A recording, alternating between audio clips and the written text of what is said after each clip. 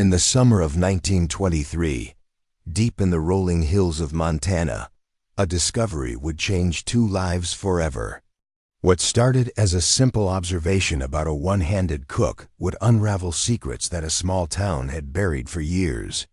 This is the story of Clara Mitchell, a woman who carried her past in scars, and Benjamin Big Ben Harrison, the giant of a rancher who refused to look away. Before we jump back in, tell us where you're tuning in from. And if this story touches you, make sure you're subscribed, because tomorrow I've saved something extra special for you. The Montana sun beat down mercilessly on the dusty Main Street of Copper Falls, a town that had seen better days when the mine still ran deep in the railroad, brought prosperity instead of just passing through. Now in the sweltering heat of July 1923, the town felt more like a ghost of its former self, with boarded windows outnumbering the open ones and tumbleweeds gathering in doorways where children once played. Clara Mitchell stood outside Murphy's General Store, her right hand gripping a crumpled piece of paper so tightly her knuckles had gone white. Her left arm hung motionless at her side, hidden beneath the loose sleeve of a faded brown dress that had seen too many washings and too many repairs.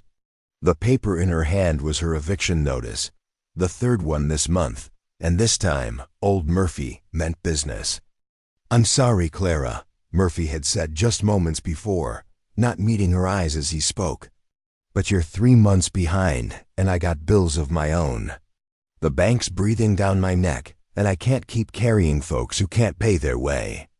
Clara's thin frame trembled slightly, not from the heat, but from the crushing weight of her circumstances. At 28, she looked older, worn down by years of struggle and the constant effort of hiding her disability from a world that had no patience for the imperfect. Her auburn hair, once vibrant, was now dulled and pulled back severely, and her green eyes held the wary look of someone who had learned not to expect kindness. The room she rented above Murphy's store was barely larger than a closet, with a narrow bed, a washstand, and a small stove that worked only when the wind blew just right. But it was hers, the first place she'd been able to call home since the accident 5 years ago.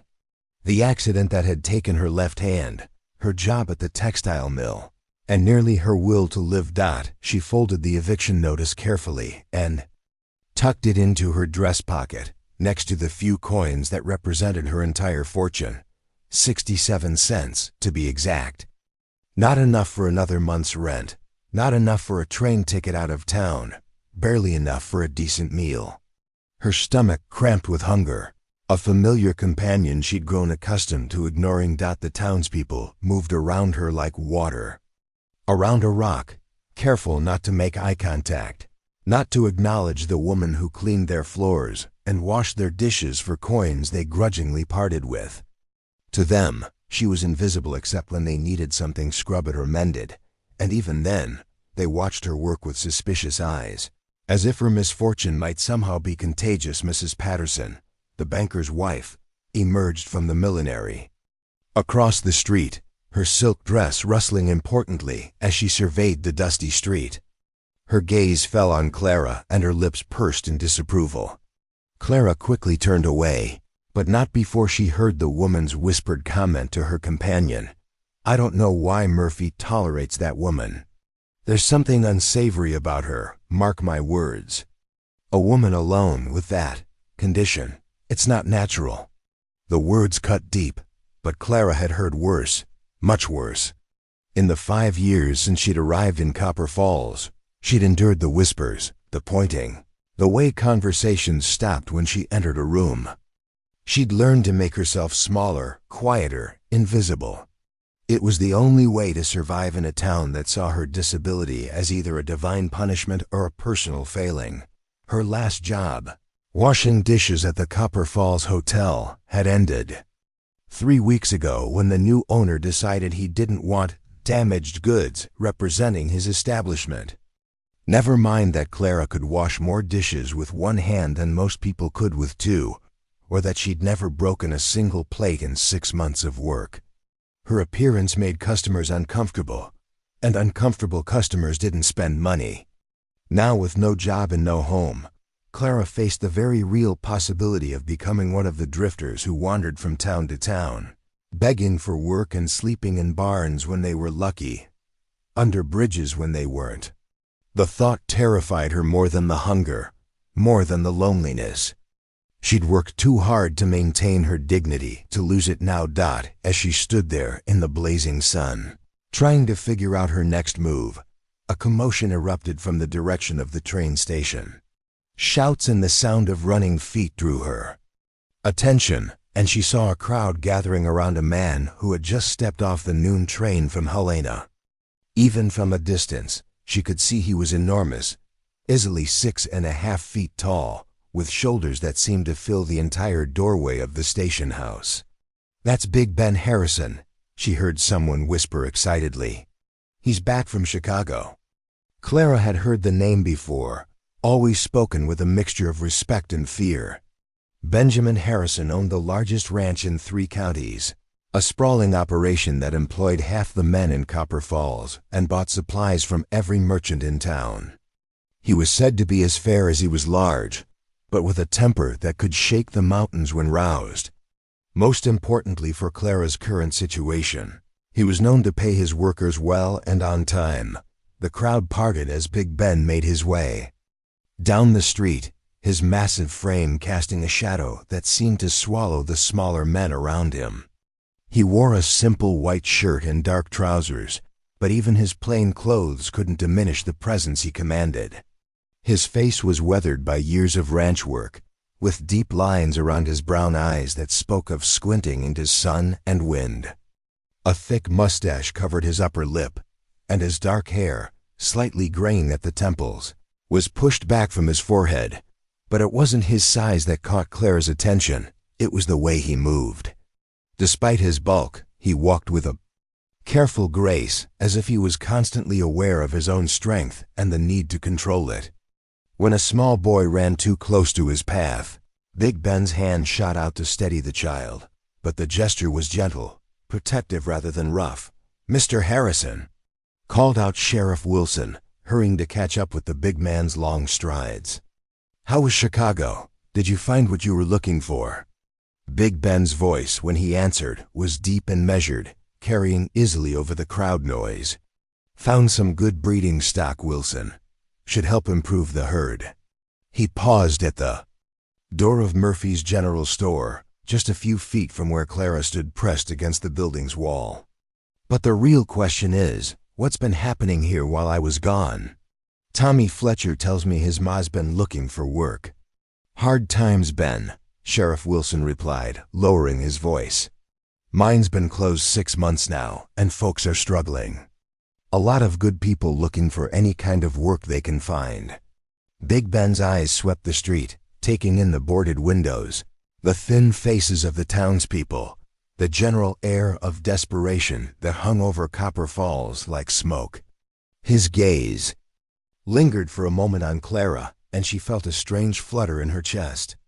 Not fear, exactly, but something close to it.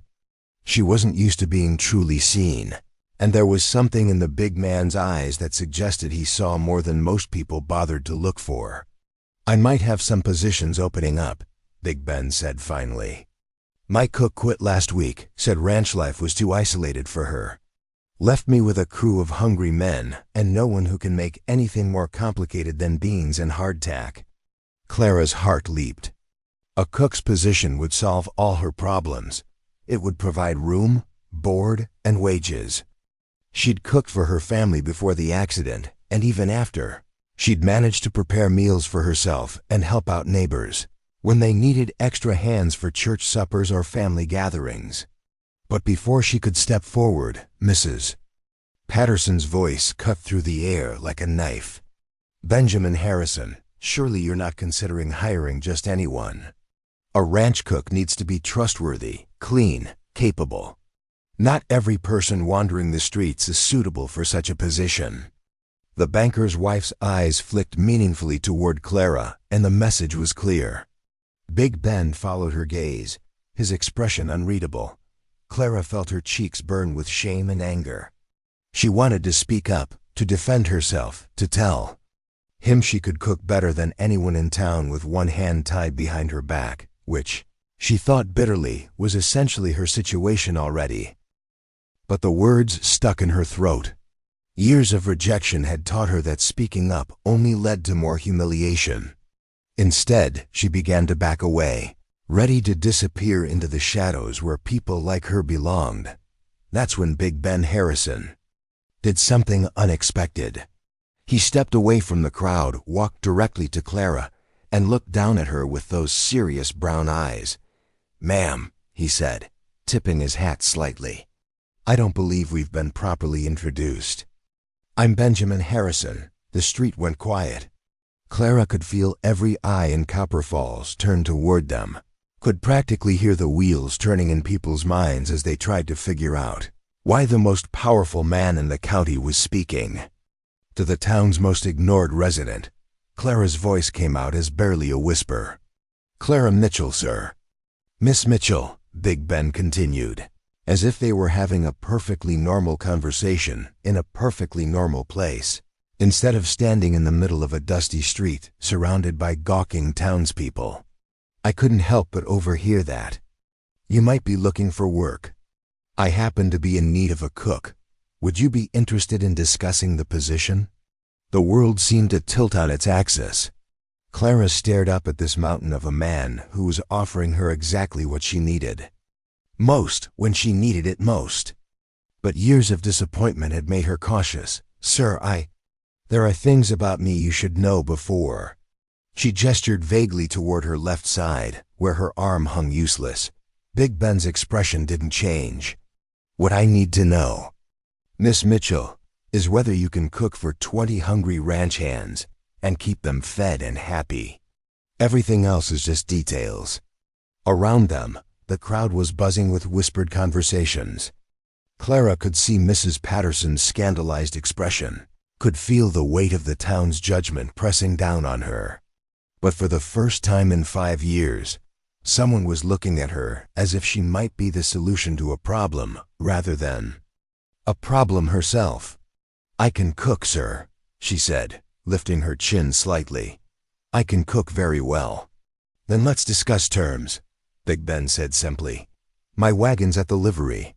Can you be ready to leave within the hour?" An hour, in 1 hour, she could leave behind the whispers, the sideways glances, the constant struggle to find work and keep a roof over her head. In 1 hour, she could start over at a place where maybe, just maybe, she might be valued for what she could do, rather than judged for what she couldn't. "Yes, sir," Clara said, her voice growing stronger. "I can be ready." As Big Ben nodded and turned to walk toward the livery stable, Clara caught sight of her reflection in Murphy's store window. For the first time in years, the woman looking back at her didn't look defeated. She looked hopeful. But hope, as Clara well knew, could be a dangerous thing. Preparing and narrating this story took us a lot of time. So if you are enjoying it, subscribe to our channel. It means a lot to us. Now back to the story. The wagon ride to the Harrison Ranch stretched across 15 miles of rolling Montana countryside, and for the first hour, neither Clara nor Big Ben spoke a word. The silence wasn't uncomfortable exactly, but it was loaded with unasked questions and unspoken truths that hung in the air like the dust kicked up by the horse's hooves. Clara sat rigidly on the wagon seat, her small canvas bag containing her few possessions clutched tightly in her right hand.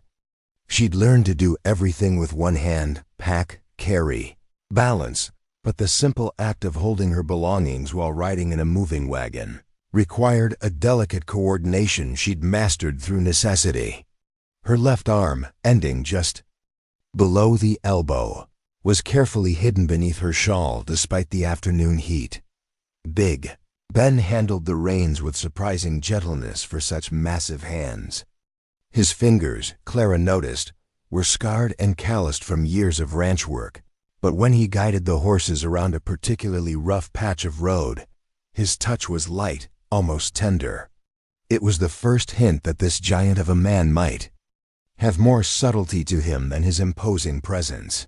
suggested that the landscape around them told its own story of hardship and endurance.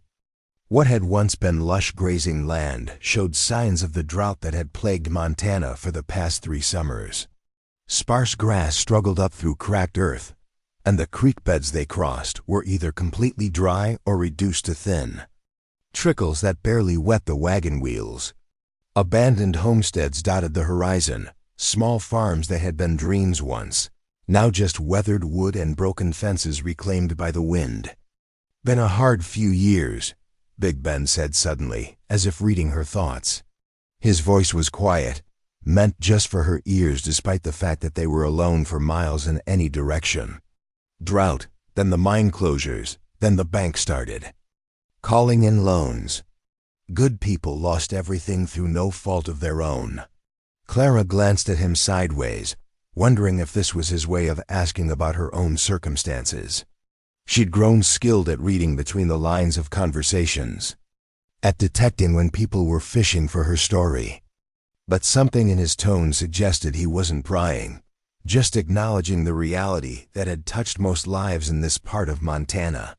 "Yes, sir," she replied carefully. "It's been difficult for many folks." They crested a hill, and the Harrison Ranch spread out below them like something from a different world. Where the surrounding countryside looked parched and struggling, the ranch showed signs of careful management and prosperity. Green pastures stretched toward the mountains, dotted with healthy cattle. A network of irrigation ditches carried precious water from what must have been a reliable source, keeping the grass alive and the animals fed. The main house was a sprawling 2-story structure, built from local timber and stone, with a wide porch that wrapped around 3 sides. Several outbuildings clustered nearby, a massive barn, a bunkhouse, a smokehouse, and what Clara assumed was the kitchen building, separate from the main house in the old style that reduced fire risk. Corrals and fencing created organized spaces for different activities, all built with the kind of attention to detail that came from having both the resources and the knowledge to do things right. "It's beautiful," Clara said, and meant it. After years of living in cramped town quarters, the sight of all this open space, this evidence of successful stewardship, took her breath away. "It's home," Big Ben replied simply, but Clara caught a note of pride in his voice.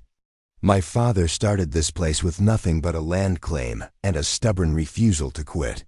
Took him 30 years to build it up, and I've spent the last 15 trying to honor what he started."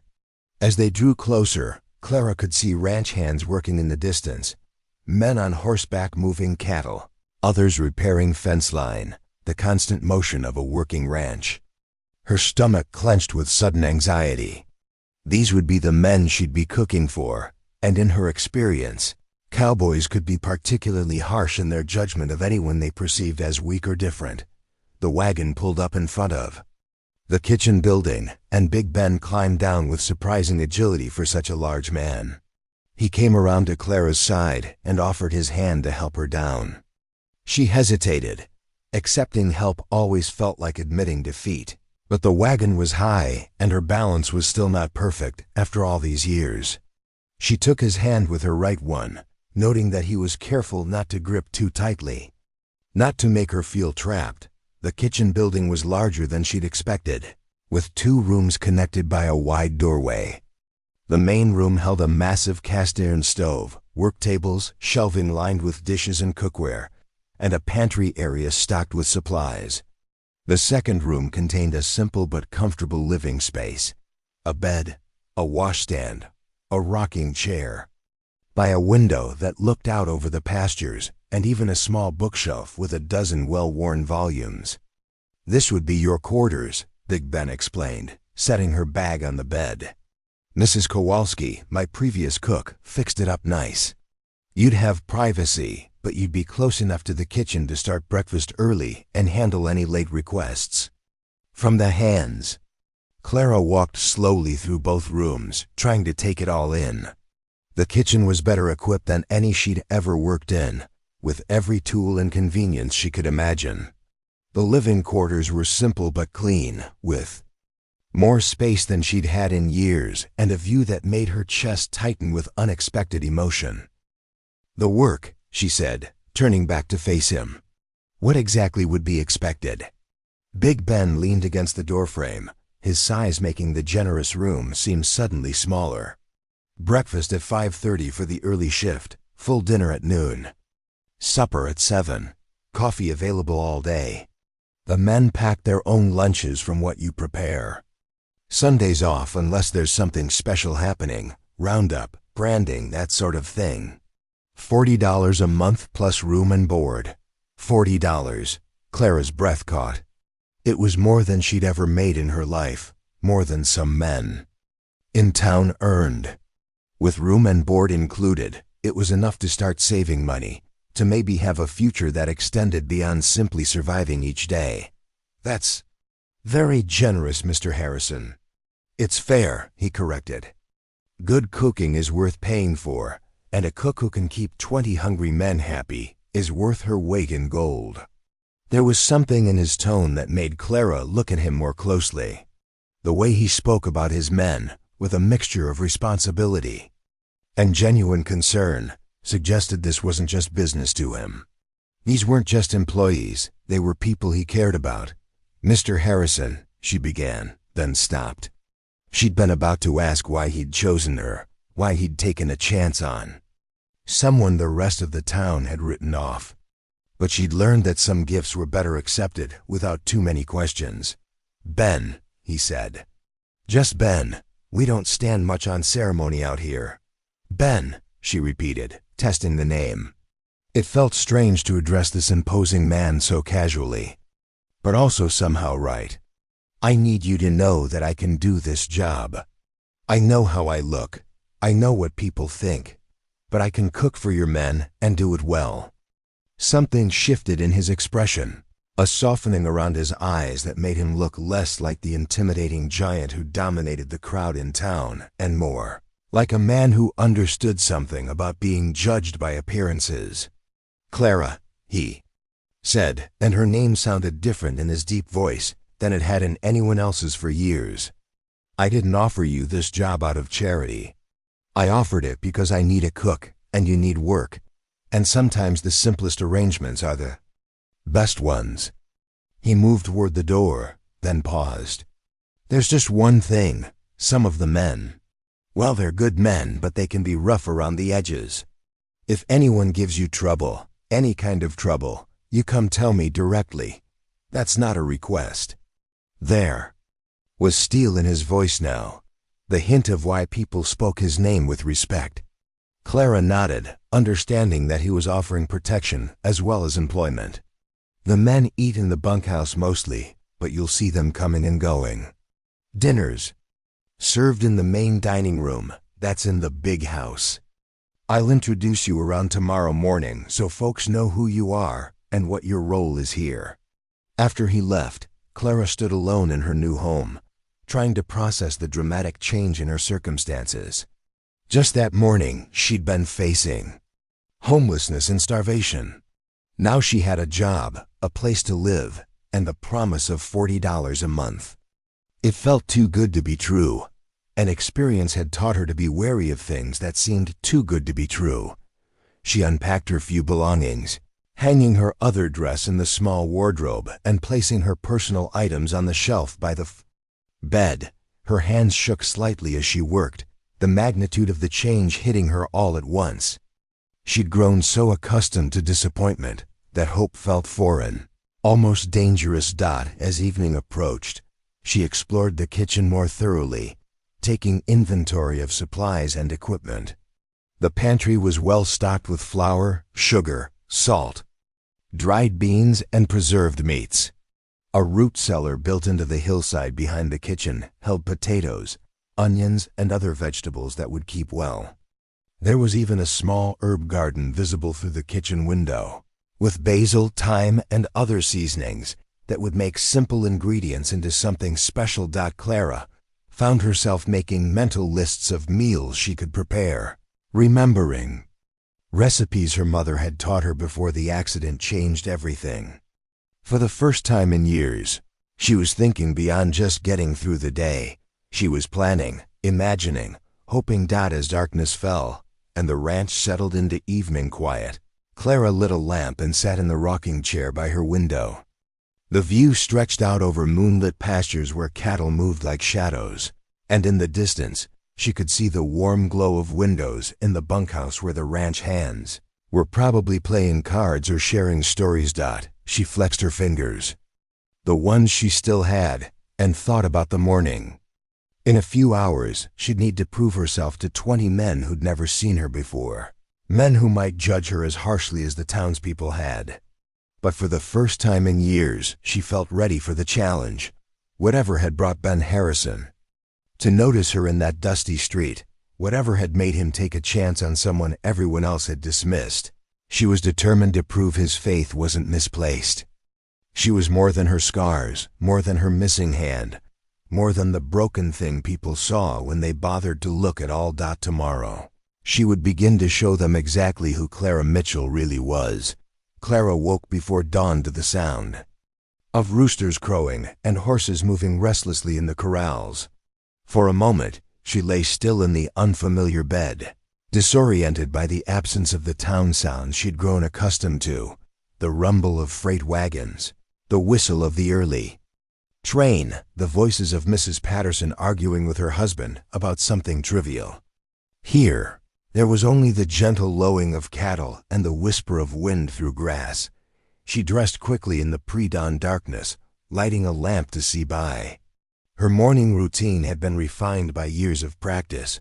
She could braid her hair, button her dress, and tie her shoes using only her right hand with an efficiency that would have impressed anyone watching. But there was no one watching, and that itself was a luxury she hadn't experienced in years. The kitchen was cold and still when she entered, but Clara felt a thrill of ownership as she moved through the space. This was her domain now, her responsibility and her opportunity. She built up the fire in the massive stove, appreciating the way the cast iron retained and distributed heat evenly. Mrs. Kowalski, the previous cook, had left detailed notes about the stove's quirks, which dampers to adjust for different types of cooking, where to place pans for the most even heating, how to bank the coals to keep warmth through the night. By the time the first gray light appeared in the eastern windows, Clara had bacon sizzling in 3 large skillets, a mountain of biscuits rising in the oven, and coffee boiling in a pot large enough to bathe a small child. The familiar rhythm of cooking calmed her nerves and gave her confidence. This she could do. This she was good at. The first ranch hand to appear was a grizzled man in his 50s, with salt and pepper hair and the bow-legged walk of someone who'd spent more time in the saddle than on foot. He stopped in the kitchen doorway, hat in his hands, and stared at Clara with undisguised curiosity. "Morning, ma'am," he said cautiously. "I'm Jake Morrison, the foreman. Ben said we had a new cook starting today." "Clara Mitchell," she replied, not pausing in her work of flipping bacon. "Breakfast will be ready in 10 minutes. Coffee's ready now if you'd like some." Jake stepped into the kitchen, still watching her with the careful attention of a man evaluating a new piece of equipment. Clara was accustomed to this kind of scrutiny, though it usually came with more hostility. She poured coffee into a tin cup and handed it to him, managing the pot and cup with practiced one-handed efficiency.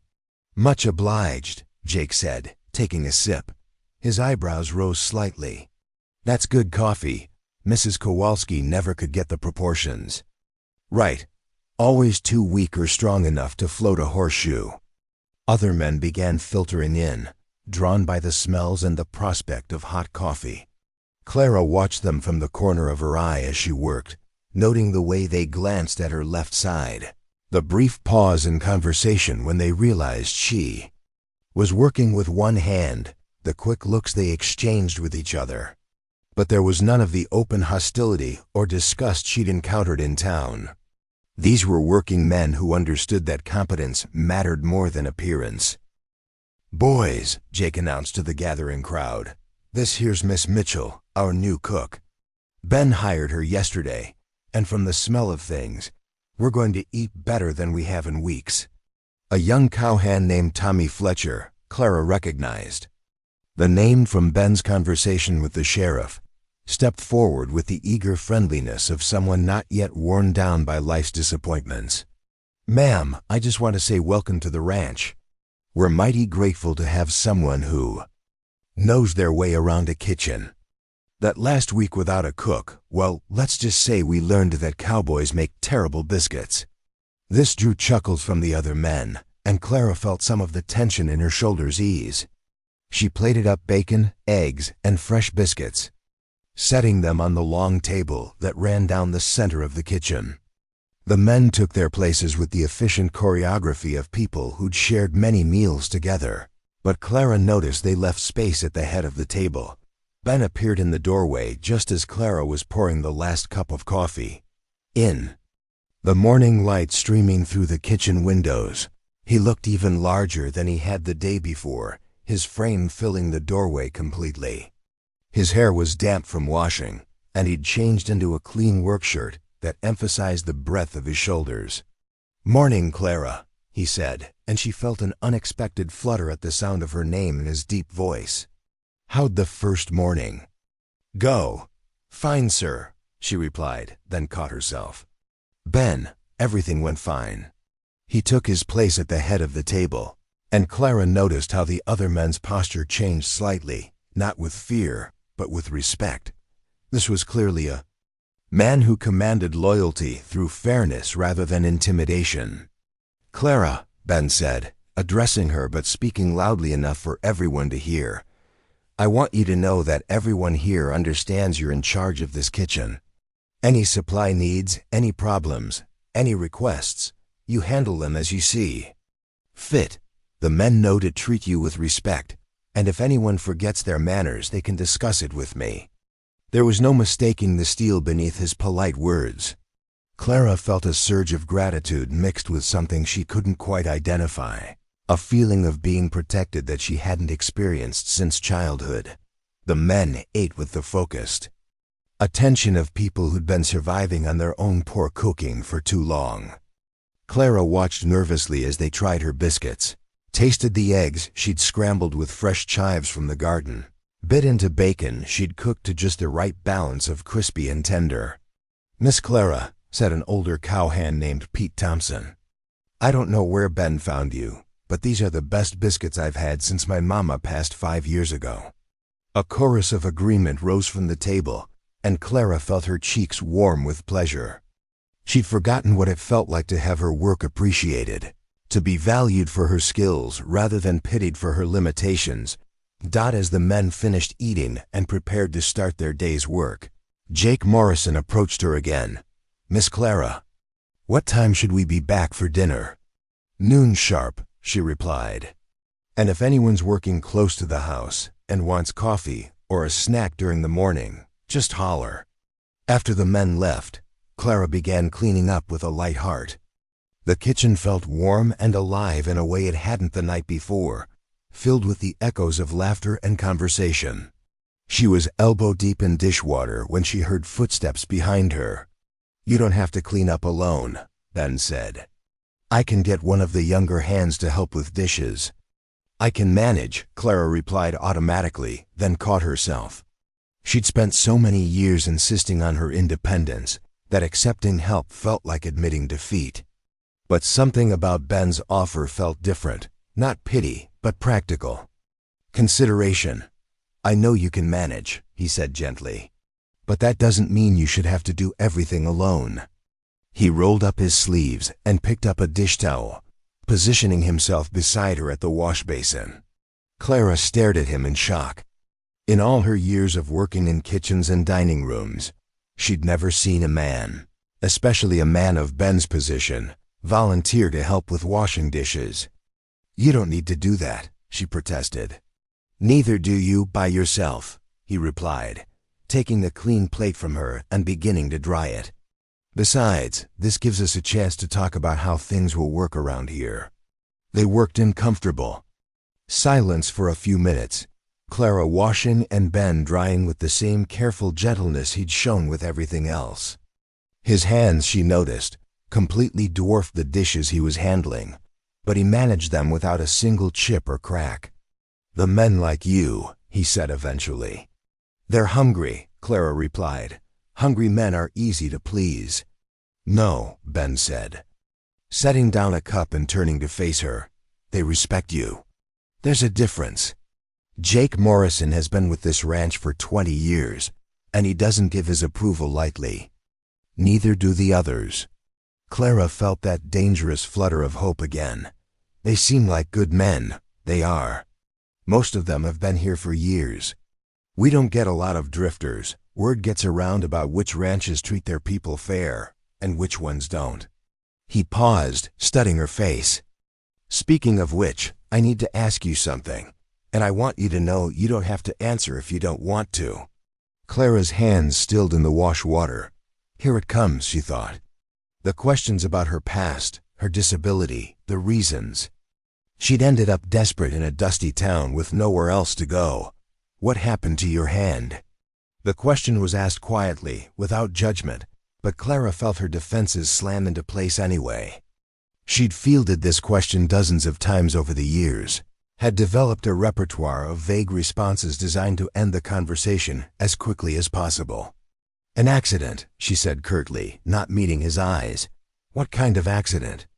"Most people would have taken the hint and dropped the subject." But Ben seemed determined to understand, and something in his tone suggested this wasn't idle curiosity. Clara pulled her hands from the dishwater and dried them on her apron, buying time, while she decided how much to reveal. Finally, she looked up at him, seeing only patient attention in his brown eyes. "I worked in a textile mill back in Ohio," she said slowly. "There was a machine that the safety guards weren't properly maintained. My sleeve got caught, and before anyone could stop it, ... She gestured toward her left arm. "The doctors said I was lucky. A few inches higher, and it would have taken my whole arm." Ben was quiet for a long moment, processing this information. "That's why you came west?" "Lost my job. Couldn't afford to stay." Clara found herself saying more than she'd intended. "Heard there might be opportunities out here for people willing to work hard. Found out that was only partially true." "The mill owner, did he take responsibility? Help with your medical bills, compensation for the injury?" Clara laughed bitterly. "He said it was my fault for not being careful enough. Fired me the day I got out of the hospital and hired someone else before I'd even cleared out my locker." Something dangerous flashed in Ben's eyes, and for a moment Clara glimpsed the temper. That made people speak his name with caution. "That's not right." "Right and wrong don't matter much when you're powerless to change things," Clara said. "I learned that lesson hard and fast." Ben turned back to the dishes, but Clara could see the tension in his shoulders.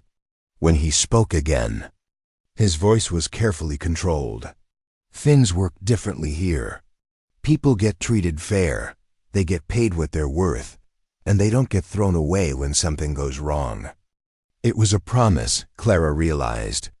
Not just about work conditions, but about belonging, about being valued. It was more than she'd dared hope for when she'd stepped onto his wagon the day before. "Why did you hire me?" she asked suddenly. "Really? You could have had your pick of cooks from Helena or Great Falls. Women with 2 good hands and references and no complications." Ben set down the last clean plate and turned to face her fully. "You want the honest answer?" Clara nodded, though. Part of her was afraid of what she might hear. "Because when I saw you standing on that street, trying to make yourself invisible while the whole town looked through you like you weren't even there, I saw something I recognized." He paused, seeming to weigh his words carefully. "I know what it's like to be judged by something you can't control. To have people make assumptions about who you are based on how you look." Clara stared at him, trying to understand. Ben Harrison was successful, respected, powerful. What could he possibly know about being judged unfairly? As if reading her thoughts, he gestured to his own massive frame. "You think being this size has only been an advantage? You think people don't cross the street when they see me coming? Don't assume I'm stupid or violent just because I'm big. You think I haven't heard mothers warn their children to stay away from the mean giant my whole life? The revelation stunned Clara.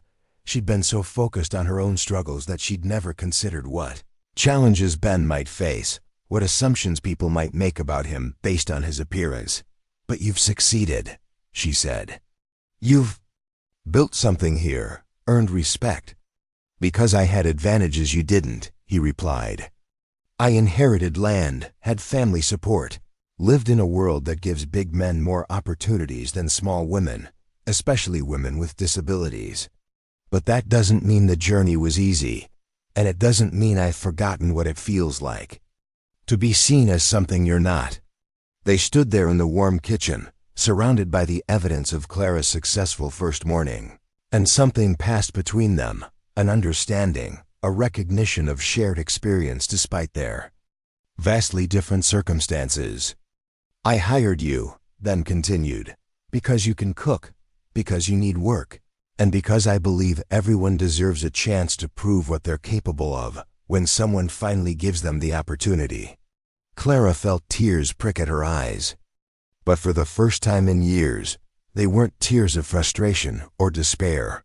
They were tears of gratitude, of relief, of something that might have been hope taking root in soil that had been barren for too long.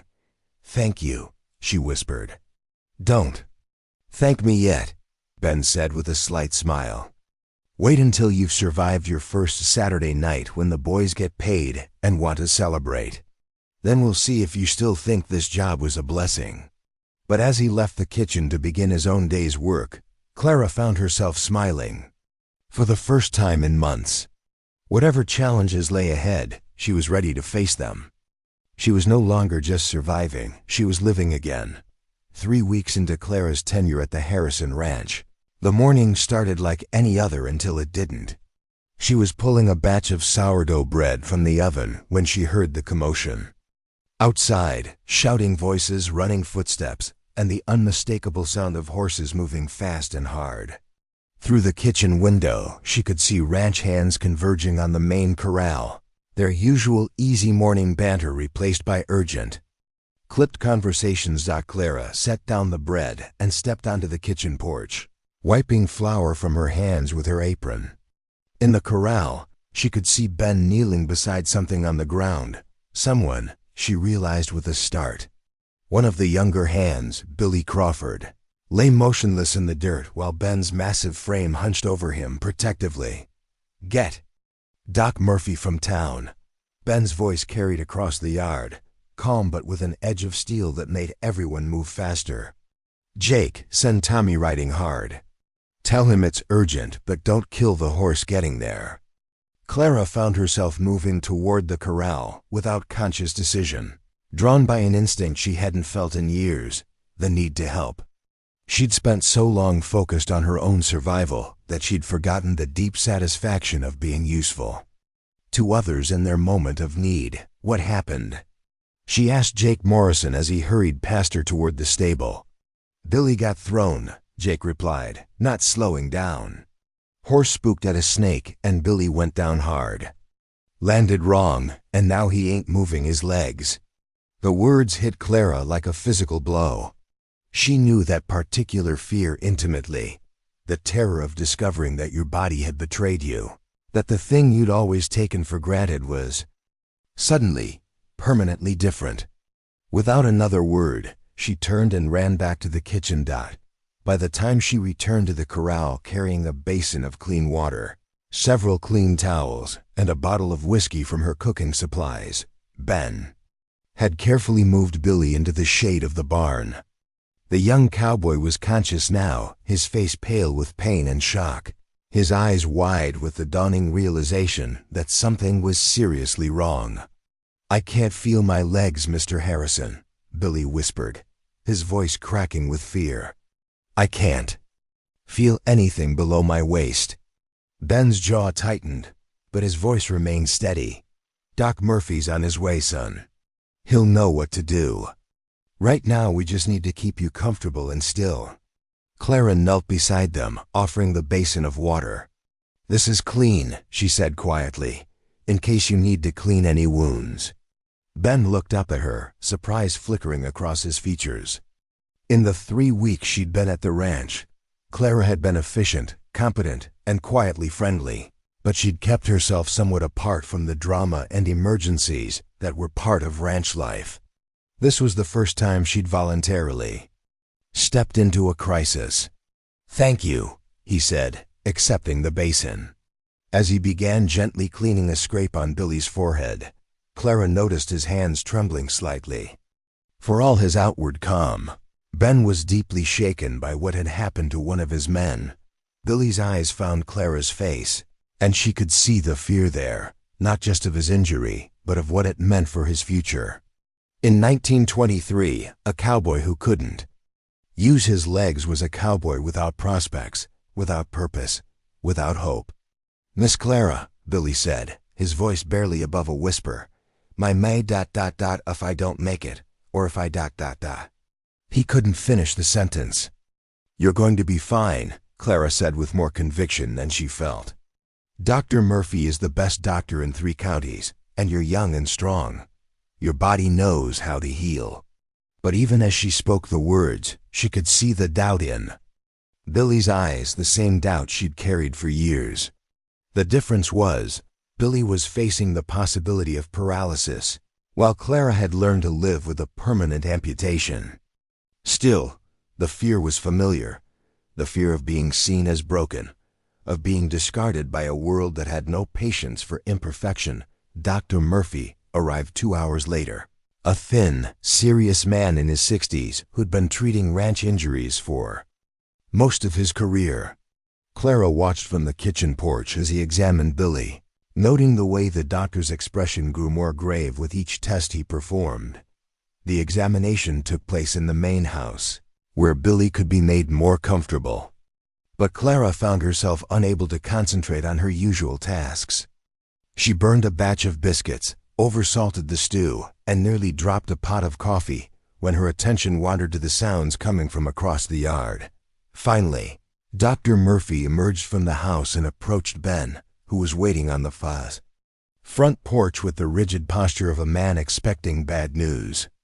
Clara couldn't hear their conversation from the kitchen, but she could read Ben's body language as the doctor spoke, the way his shoulders sagged slightly, the way his hands clenched into fists, the way he seemed to age 10 years in the space of a few minutes. When the doctor left, Ben stood alone on the porch for a long time, staring out over the pastures where his cattle grazed peacefully, oblivious to the tragedy that had just unfolded. Clara wanted to go to him, to offer some kind of comfort, but she didn't know what words could possibly help in a situation like this. It was nearly evening when Ben finally appeared in the kitchen doorway. His face was haggard, and his usually immaculate appearance was disheveled, his shirt wrinkled, his hair uncombed, his boots dusty from pacing. "How is he?" Clara asked, though she already knew the answer from Ben's expression. "Doc says the spinal cord is damaged," Ben replied, slumping into a chair at the kitchen table. "Billy will live, but he'll never walk again, never ride, never work as a cowboy." The words hung in the air between them, heavy with all their implications. Clara poured Ben a cup of coffee and set it in front of him, then sat down across the table. She wanted to say something comforting, something wise, but she'd learned that sometimes the best response to tragedy was simply presence. "He's got no family except his mother," Ben continued, staring into his coffee. "She's a widow, lives in a little cabin about 50 miles north of here, takes in sewing to make ends meet. Billy sends her most of his wages every month." Clara felt her heart clench. She knew what it was like to be suddenly unable to provide for yourself, to face a future that looked nothing like the one you'd planned. But at least she'd had her hand to begin with. Billy had never lived as anything but a cowboy, had never developed skills that didn't require the use of his legs. "What will happen to him?" she asked quietly. Ben's hands tightened around his coffee cup. "Doc Murphy says there's a place in Denver, a kind of hospital for people with injuries like this. They teach you how to How to live with it. How to get around, take care of yourself. He paused, his voice becoming rough with emotion. But it costs money. More money than Billy has, more than his mother could ever scrape together. Clara studied Ben's face, seeing the internal struggle playing out in his features. She'd known him long enough now to recognize the signs, the way his jaw set when he'd made a decision, the way his eyes grew distant when he was calculating possibilities. "You're thinking of paying for it," she said. It wasn't a question. Ben looked up at her, and for a moment his careful composure cracked, revealing the pain beneath. "He got hurt working for me on my land with my horses. How can I not take responsibility for that?" "It wasn't your fault," Clara said gently. "Accidents happen. Horses spook. It's part of the life everyone here chose." "Maybe," Ben replied. "But that doesn't change the fact that Billy Crawford went to sleep last night, thinking he'd spend today breaking horses and riding fence lines, and now he'll never do either of those things again. It doesn't change the fact that he's 22 years old and facing a future he never planned for and never wanted." Clara felt something stir in her chest, a recognition, a kinship with the pain she heard in Ben's voice. "You can't fix everything for everyone," she said. "Trust me, I know how much you want to, but you can't." Ben looked at her sharply. "You think I shouldn't help him?" "I think you should help him," Clara replied carefully. "But not because you think it's your fault, and not because you think paying for his treatment will somehow undo what happened. Help him because he's one of your people and he needs help, and because that's who you are." They sat in silence for several minutes, the kitchen growing darker as the sun set outside. Finally, Ben spoke again. "There's something else," he said. "Even if Billy learns to manage his injury, even if he figures out how to live with it, he can't stay here. This is a working ranch, and there's no place for someone who can't do the physical labor. I'd be keeping him on out of charity, and that would destroy what's left of his pride." Clara understood immediately. She'd faced the same dilemma in every job she'd held since her accident. The constant worry that she was being kept on out of pity rather than merit. The exhausting effort to prove over and over again that she earned her place. "So what will you do?" Ben was quiet for so long that Clara thought he might not answer. When he finally spoke, his voice was heavy with the weight of decisions that had no perfect solutions. "I'm going to pay for his treatment in Denver," he said. "All of it. The hospital, the training, whatever he needs. And I'm going to help him figure out what comes next, what kind of life he can build for himself." "That's going to cost a fortune," Clara said. "Yes," Ben agreed. "It is." "And you'll do it anyway?" "Yes," he said again, meeting her eyes. "I will." Clara felt a swell of emotion that surprised her with its intensity. In all her years of struggling, of facing indifference and rejection, she'd never encountered this kind of radical generosity, the willingness to sacrifice significantly for someone else's well-being without expectation of return. "Billy is lucky to have you as a boss," she said finally. Ben shook his head. "Billy is unlucky to be paralyzed at 22. Everything else is just trying to make the best of a terrible situation." Over the following days, Clara watched Ben throw himself into arrangements for Billy's care with the same methodical determination he brought to every challenge. He corresponded with doctors in Denver, arranged for transportation, and somehow managed to convince Billy's mother to accept help without feeling diminished by it. But it was the smaller gestures that revealed the true depth of Ben's compassion. Clara saw him sitting beside Billy's bed for hours, reading aloud from newspapers and dime novels. She watched him patiently help Billy learn to manage basic tasks from a sitting position. She observed the way he talked to Billy about the future, not as something to be endured, but as something that still held possibilities. One evening, as Clara was cleaning up after dinner, she found Ben in the barn, methodically checking and rechecking the tack that had been on Billy's horse when the accident happened. He was looking for some explanation, some sign of equipment failure that might make sense of what had happened. "You won't find anything," Clara said quietly from the doorway. Ben looked up, his hand stilling on the leather straps. "How do you know?" "Because I did the same thing after my accident," Clara replied, stepping into the barn.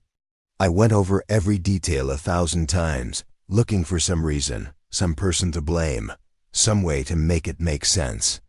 But sometimes, terrible things just happen, and there's no one at fault and no way to undo them." Ben set down the bridle he'd been examining. "How did you bear it?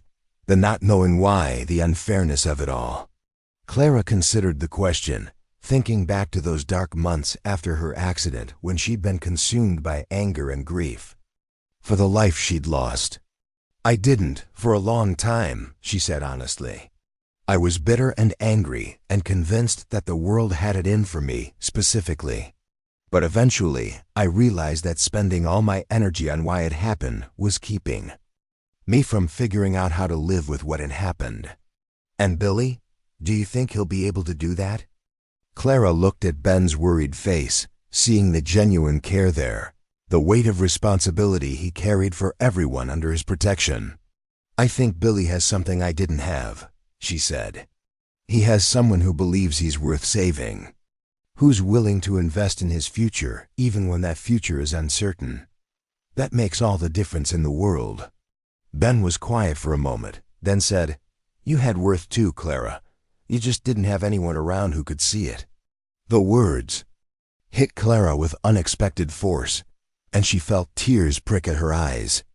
In all the years since her accident, no one had ever acknowledged that her struggles weren't a reflection of her value as a person, but rather a failure of the people around her to recognize what she had to offer. "Thank you," she whispered. Stepped closer, close enough that she could see the flecks of gold in his brown eyes, close enough to feel the warmth radiating from his large frame. "Clara," he said softly, "what I'm doing for Billy, it's not charity, it's not pity. It's recognition that every person deserves a chance to build a meaningful life, regardless of what challenges they face. I wish someone had done the same for you when you needed it." Standing there in the lamp-lit barn, surrounded by the familiar smells of hay and leather, Clara felt something shift inside her chest. For the first time since her accident, she felt truly seen, not as a damaged thing to be pitied or a burden to be managed, but as a person of worth whose struggles had been unjust rather than inevitable. "You're doing it now," she said, her voice barely audible. Ben reached out slowly, giving her time to pull away, and gently touched her cheek. "Better late than never," he said, and in that moment, Clara realized that Ben's act of compassion toward Billy was also an act of compassion toward her, a demonstration that he saw all people, regardless of their physical limitations, as deserving of dignity, opportunity, and care. It was a worldview so different from anything she'd encountered that it felt revolutionary. As they stood there in the quiet barn, Clara understood that something fundamental had changed between them. What had started as an employment arrangement had become something deeper, a partnership built on mutual respect and shared understanding of what it meant to be judged unfairly by the world. The road ahead would bring new challenges, she was certain of that. But for the first time in years, Clara felt she wouldn't be facing those challenges alone. The morning after Billy Crawford left for Denver, the Harrison Ranch felt different. Not empty exactly, but changed, like a family gathering where someone's chair remains conspicuously vacant. Clara noticed it first in the way the remaining cowboys lingered over their coffee, speaking in quieter tones, their usual easy banter replaced by thoughtful silences. They were all thinking the same thing she was, that it could have been any of them lying paralyzed in that hospital bed. Ben had been gone for 3 days, personally escorting Billy to the Denver facility and staying long enough to ensure he was properly settled. During his absence, Clara found herself taking on responsibilities that went beyond cooking, mediating a dispute between 2 hands over feed distribution, making decisions about meal timing when the men's schedules changed, even offering advice to Jake Morrison about ordering supplies. It surprised her how naturally she'd stepped into this expanded role, and how readily the men had accepted her authority. In her previous jobs, she'd always been carefully confined to her designated tasks, as if her disability might somehow spread to other areas if she was given too much responsibility. Here, competence seemed to matter more than limitation. When Ben's wagon finally appeared on the horizon late Wednesday afternoon, Clara felt a flutter of anticipation that had nothing to do with hunger for news about Billy's condition.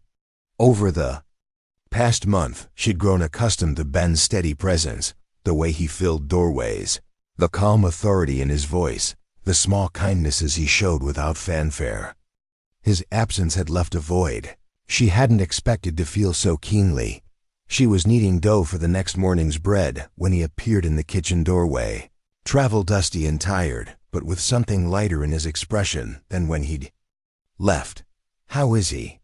Clara asked, not pausing in her work but glancing up to study Ben's face. "Better than I expected," Ben replied, hanging his hat on the peg by the door and rolling up his sleeves. Without being asked, he moved to the wash basin and began cleaning the flour from his hands, a gesture that had become routine during their morning dishwashing conversations. "The doctors say he's got good upper body strength and a stubborn streak that'll serve him well in learning to adapt." "And his spirits?" Ben was quiet for a moment, clearly choosing his words carefully. The first day was hard. He was angry, scared, ready to give up before he'd even started. But the second day, they introduced him to another patient, a man about 30 who'd been injured in a mining accident 5 years ago. "He's learned to get around in a wheeled chair, even learned to drive a specially modified wagon." Clara felt her heart lift. She knew from her own experience how crucial it was to see that life could continue, even if it looked different than originally planned. That made a difference? "All the difference in the world," Ben confirmed. "By the time I left, Billy was asking questions about what kinds of work might be possible for someone in his situation. The staff there thinks he might have aptitude for bookkeeping or correspondence. Turns out he's better with numbers than any of us realized." Clara smiled, remembering Billy's meticulous attention to detail when counting supplies or tracking the horses' feeding schedules. He always was careful about getting things exactly right. "There's something else," Ben said, and Clara heard a note of uncertainty in his voice that was unusual for him. "The doctors asked about Billy's family situation, his support system. Back home, when I explained about his mother, they suggested it might be beneficial if she came to Denver for part of his treatment, to learn how to help him when he eventually comes home." "That sounds wise," Clara replied, though she could see there was more to the story. "It is wise," Ben agreed. "But Mrs. Crawford can't afford to close her sewing business for weeks or months to travel to Denver. She'd lose her customers, her income, everything she's built since her husband died." Clara set down her dough and turned to face Ben fully. "So you're going to pay for that too?" "I'm thinking about it," Ben admitted. "But it's not just the money, though that's significant. It's the precedent it sets. Word gets around when a ranch owner starts taking this level of responsibility for his workers' families. Other men might start expecting the same kind of support, might take unnecessary risks, thinking they'll cover the consequences. It was a dilemma Clara understood intuitively. Generosity, taken too far, could create dependence and resentment rather than gratitude and loyalty.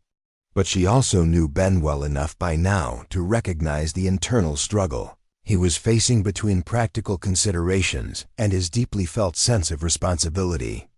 "What does your heart tell you to do?" she asked.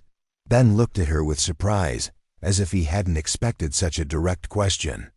"My heart tells me that Mrs. Crawford has already lost her husband and now faces the possibility of caring for a disabled son she doesn't know how to help.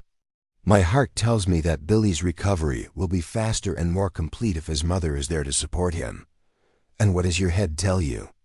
"My head tells me that I can't save everyone, that There are limits to what one person can reasonably be expected to do, and that enabling dependency doesn't actually help anyone in the long run. Clara wiped her hands on her apron and moved to the stove, where coffee was warming in a pot.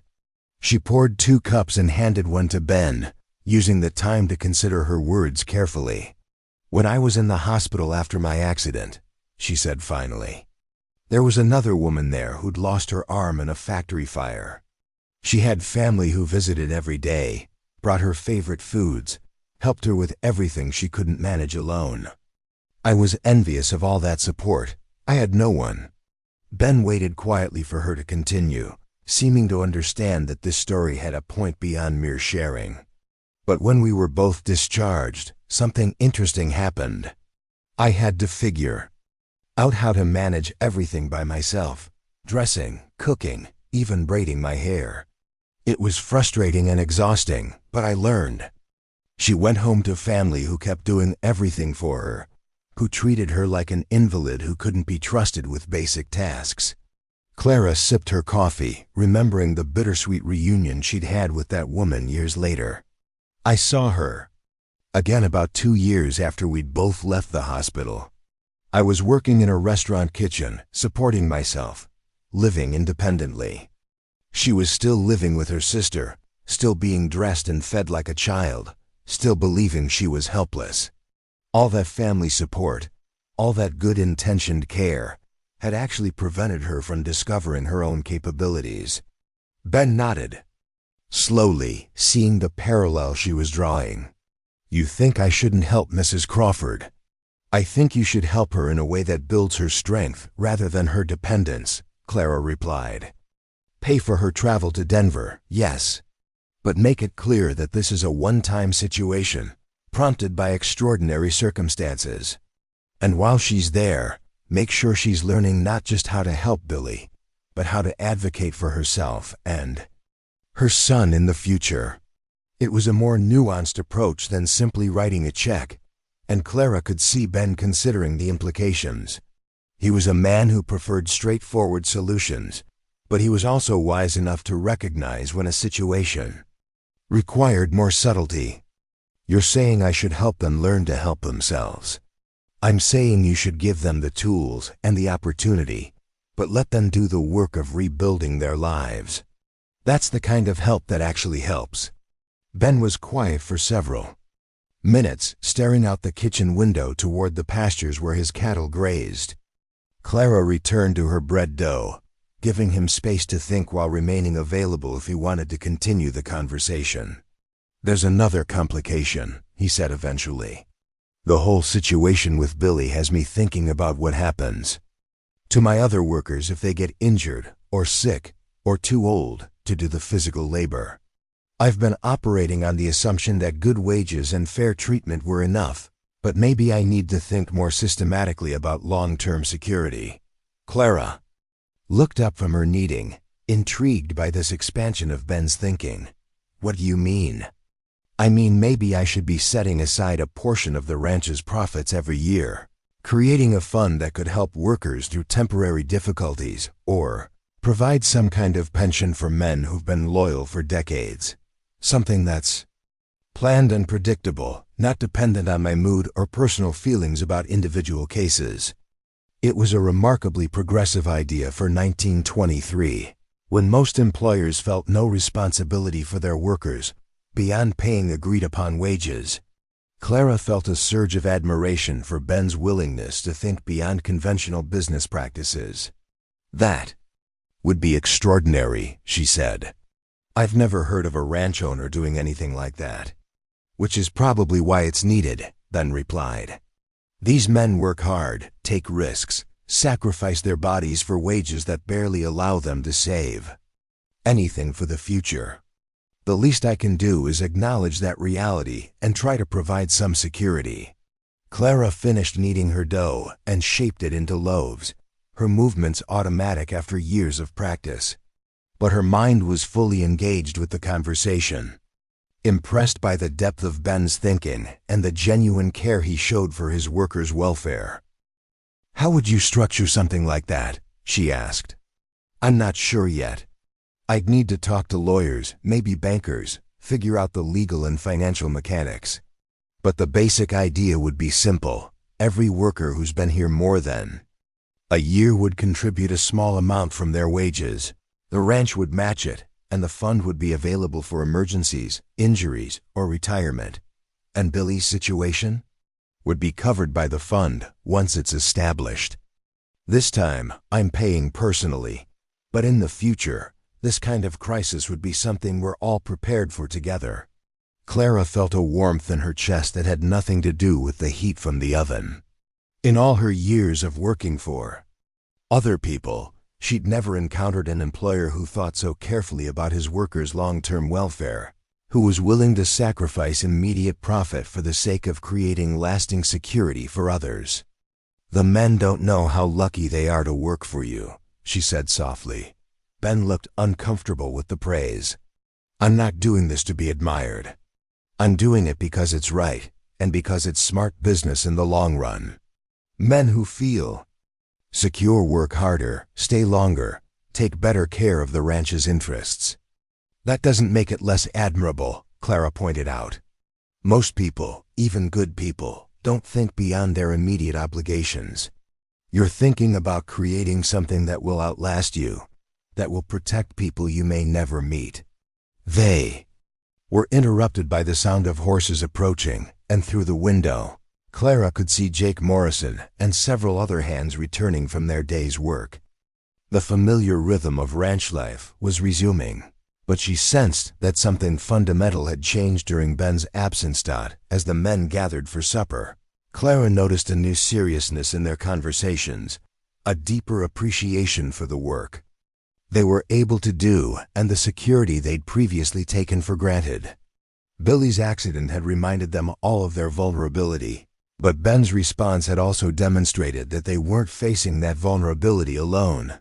During the meal, Ben shared news of Billy's progress and outlined his preliminary thoughts about creating a workers' fund.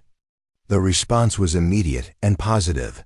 Men who'd spent their careers moving from ranch to ranch, never knowing if they'd have work from one season to the next, were eager to participate in something that offered genuine security. "It's about time someone thought about the future," said Pete Thompson, the oldest hand at the table. "I've been working ranches for 30 years, and I've seen too many good men end up destitute when their bodies gave out." "Count me in," added Tommy Fletcher. "If something like this had existed when my father was working, maybe he wouldn't have died in poverty." As Clara listened to the animated discussion around the table, she felt a deep satisfaction that went beyond the pleasure of seeing her food appreciated. She was witnessing the birth of something genuinely revolutionary, a workplace where people were valued not just for their immediate productivity, but for their humanity and their long-term welfare. Later, as she and Ben cleaned up after the meal, she found herself thinking about how much her own life had changed since arriving at the ranch. She'd come here desperate, damaged, expecting nothing more than basic survival. Instead, she'd found purpose, respect, and something that might even be called belonging. "Ben," she said as they finished drying the last dishes, "thank you." "For what?" "For showing me that there are people in the world who see past the surface, who value others for what they can contribute rather than judging them for what they lack. I'd forgotten that such people existed." Ben set down his dish towel and turned to face her fully. In the lamplight, his features looked softer, more approachable than they did during the day when he was focused on ranch business. "Clara," he said quietly, "you've been as much a teacher as I have. Watching you adapt, seeing how you've earned the respect of every man here through sheer competence and character, it's reminded me that strength comes in many forms." Standing there in the warm kitchen, surrounded by the evidence of another successful day, Clara felt something she hadn't experienced in years, the sense that she was exactly where she belonged, doing exactly what she was meant to do, with people who truly saw and valued her. It was a feeling worth protecting, worth fighting for if necessary. And something in Ben's expression suggested he felt the same way. The trouble began, as trouble often does, with a piece of gossip shared over Sunday dinner in the respectable dining room of Mrs. Eleanor Whitmore, the self-appointed guardian of Copper Falls moral standards. Word of Ben Harrison's generous treatment of Billy Crawford had traveled the 15 miles from ranch to town with the speed that only scandal can achieve, growing more salacious with each retelling. "I heard he paid for everything," whispered Mrs. Patterson, the banker's wife, as she delicately cut her roast beef. "The hospital, the treatments, even brought the boy's mother all the way from Montana. Must have cost him thousands." "It's admirable, certainly," replied Mrs. Whitmore, though her tone suggested she found it anything but admirable. "But one does wonder about his motivations. Such extravagant generosity toward his workers. It's almost unseemly." The conversation might have ended there, filed away under the general heading of peculiar but harmless rich man behavior, if not for the arrival of Mrs. Dorothy Hann. Dorothy had recently moved to Copper Falls from Helena, where she claimed to have connections with society people and considered herself an expert on proper conduct. She had opinions about everything and the energy to share them with anyone within earshot. "Speaking of the Harrison Ranch," Dorothy said, settling into her chair with the satisfied air of someone about to drop a bombshell, "I heard the most interesting story yesterday when I was in Murphy's store. Apparently, our generous Mr. Harrison has been keeping some rather irregular company." The other ladies leaned forward, their interest sharpening. Mrs. Whitmore set down her fork with theatrical precision. "What do you mean, irregular?" "I mean," Dorothy continued, lowering her voice to the conspiratorial whisper reserved for truly scandalous news, "that he's got a woman living out there. A crippled woman he picked up right off the street and installed in his kitchen. They say she has only one hand, and that he found her being evicted from Murphy's rooms for not paying her rent." Mrs. Patterson gasped audibly. "Surely not. Benjamin Harrison is a respectable man. His father was one of the founding families of this county. Respectable men have been known to fall prey to inappropriate sympathies," Mrs. Whitmore observed coolly, "especially men who live alone, without proper feminine guidance to help them maintain appropriate boundaries." Dorothy Ann nodded sagely. "That's exactly what I thought. And really, when you consider it alongside this excessive generosity toward his workers, it paints a rather concerning picture. A man who can't properly judge character, who allows himself to be taken advantage of by people of questionable morals and circumstances." The seed was planted.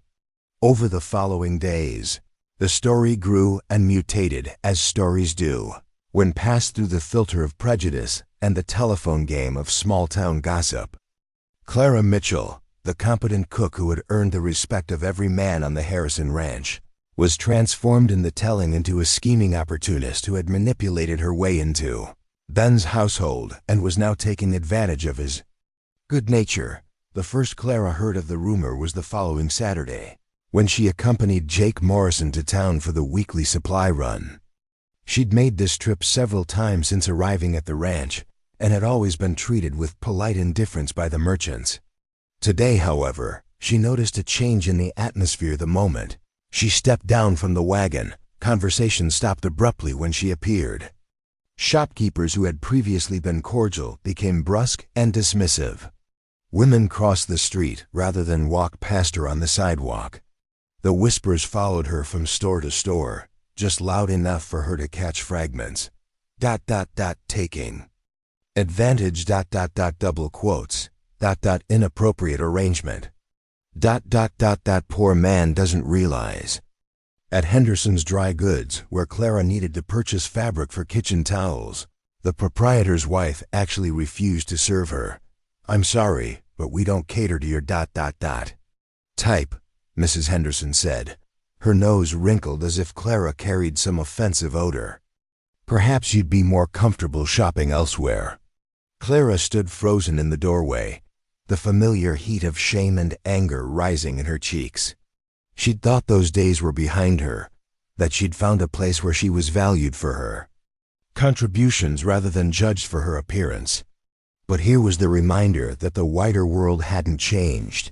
That acceptance was fragile and conditional. Jake Morrison, who had witnessed the entire exchange, stepped forward with his jaw set in hard lines. "Mrs. Henderson," he said, his voice carrying the authority of his position as foreman of the county's most successful ranch. "Miss Mitchell is here on business for the Harrison Ranch. She's purchasing supplies with Mr. Harrison's money for Mr. Harrison's kitchen. If you're too busy to serve Harrison Ranch customers, I'm sure Ben will be interested to hear about it." The threat was subtle but clear. The Harrison Ranch was one of Henderson's largest customers, and Ben Harrison's displeasure could significantly impact their business. Mrs. Henderson's face flushed, but she reluctantly produced the requested fabric, handling it as if it might contaminate her. As they loaded their supplies into the wagon, Jake's face was grim. "Miss Clara, I think you should know what people are saying in town. It ain't fair. And it ain't true, but it's what they're saying." Clara nodded, though her hands trembled as she arranged packages in the wagon bed. "I can imagine. I've heard it all before, in other places." "Ben needs to know about this," Jake said firmly. "He needs to know how his name is being dragged through the mud, and yours along with it." The ride back to the ranch was quiet, but Clara's mind was racing. She'd been naive to think that her improved circumstances would shield her from the judgment and suspicion that had followed her since her accident. She'd let herself believe that competence and character were enough to overcome prejudice, but the truth was that some people would always see her as a damaged thing, incapable of earning her place through merit alone.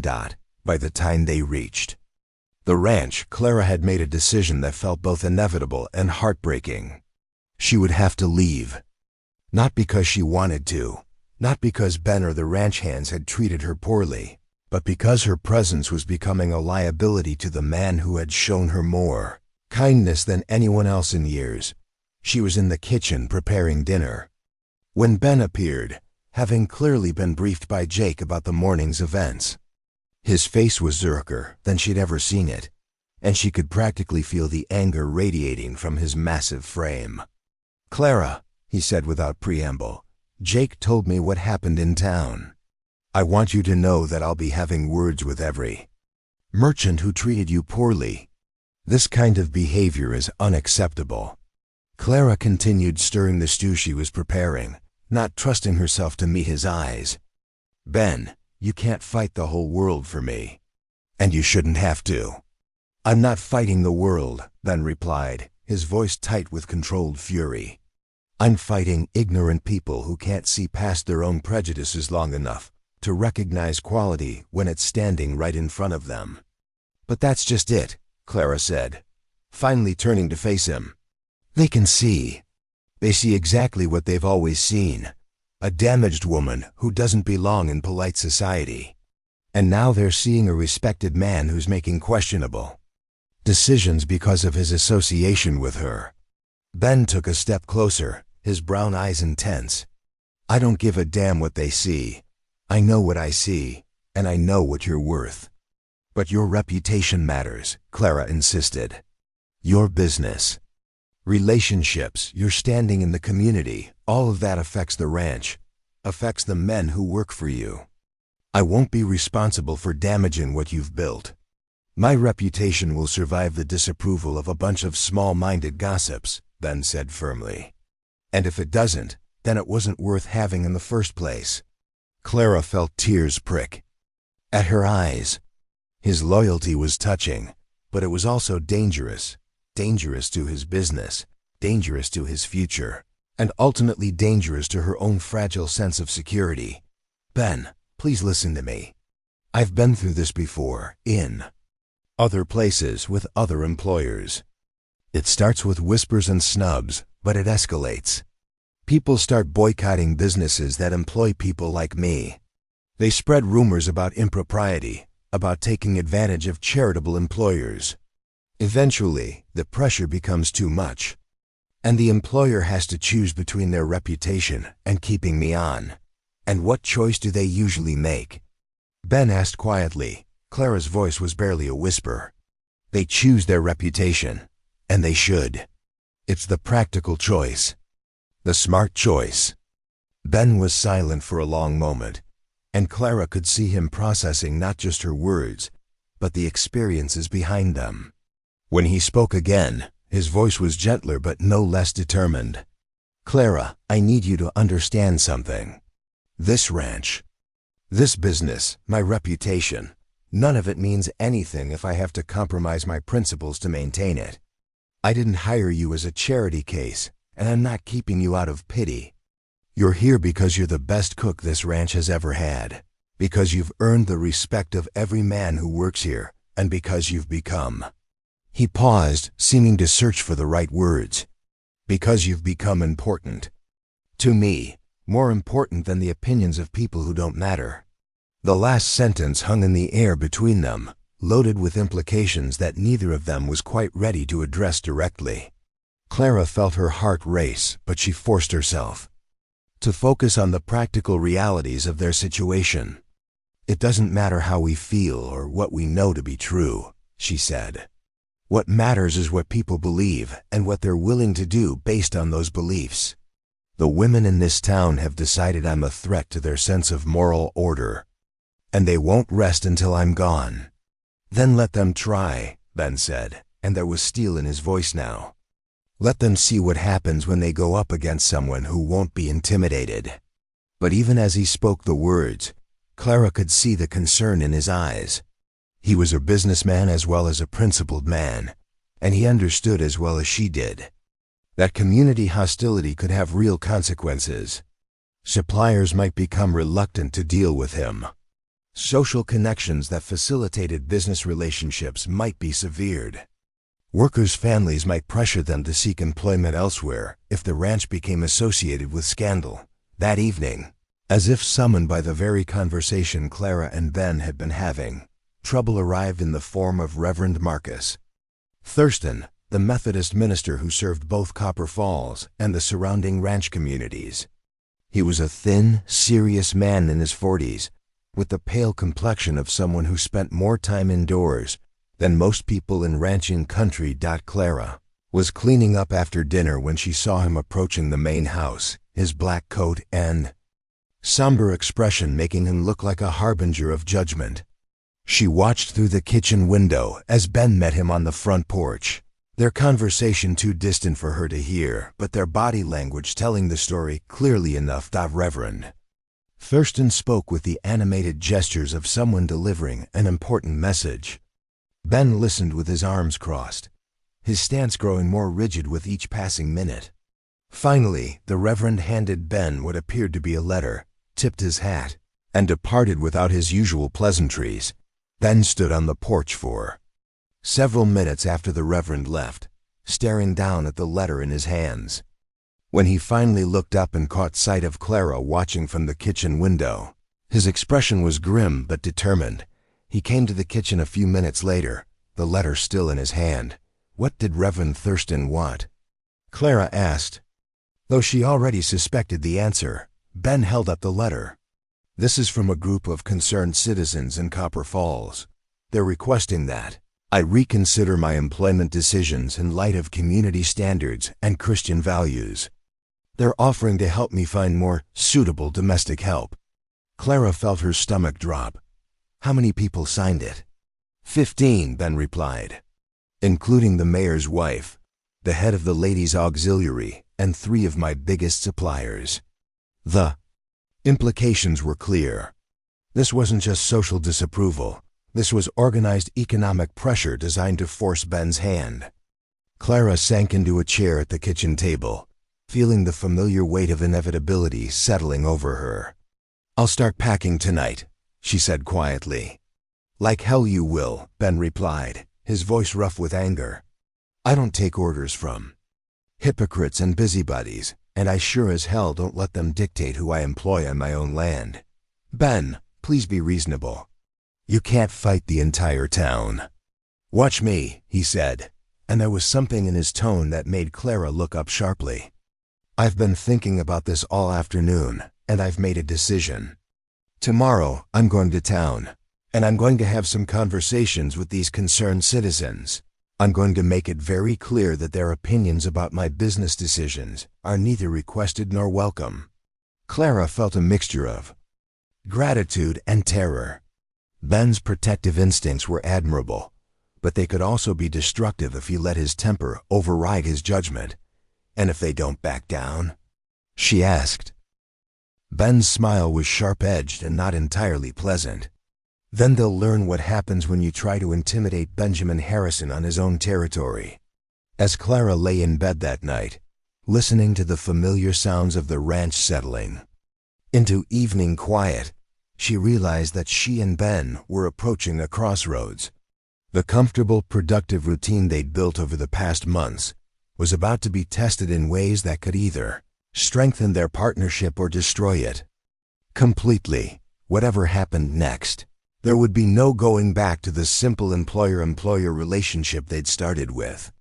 The stakes had been raised, battle lines had been drawn, and both of them would have to decide exactly how much they were willing to risk for the sake of what they'd found together. In the distance, a coyote howled, and Clara couldn't help but feel it sounded like a warning. Ben Harrison's boots thundered across the wooden walkway of Copper Falls Main Street with the steady rhythm of a man who had made up his mind.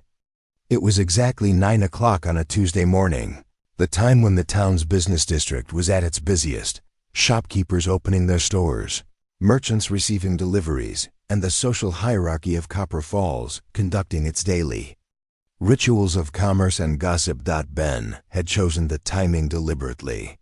What he had to say needed to be heard by as many people as possible, and he wanted witnesses to what was about to unfold. His first stop was Henderson's Dry Goods, where Mrs. Henderson was arranging bolts of fabric in her front window display. She looked up as his massive frame filled her doorway, and her face immediately shifted from businesslike pleasantness to nervous apprehension. "Mr. Harrison," she said, her voice pitched higher than usual, "what can I do for you this morning?" "You can explain to me," Ben said, his voice carrying the deceptive calm that his ranch hands knew preceded his rare but memorable explosions of temper, "why you refused to serve my cook when she came here on ranch business last Saturday." Mrs. Henderson's hands fluttered nervously among the fabric bolts. "Well, that is, we have certain standards about the type of customers we serve, and that woman, Ben interrupted, his voice growing dangerously quiet, "is Miss Clara Mitchell, my head cook and a valued employee of the Harrison Ranch. She was here on my business, spending my money, purchasing supplies for my operation. And you refused to serve her because of what, exactly?" The shop had gone completely silent. Several other customers had frozen in place, their attention riveted on the confrontation unfolding before them.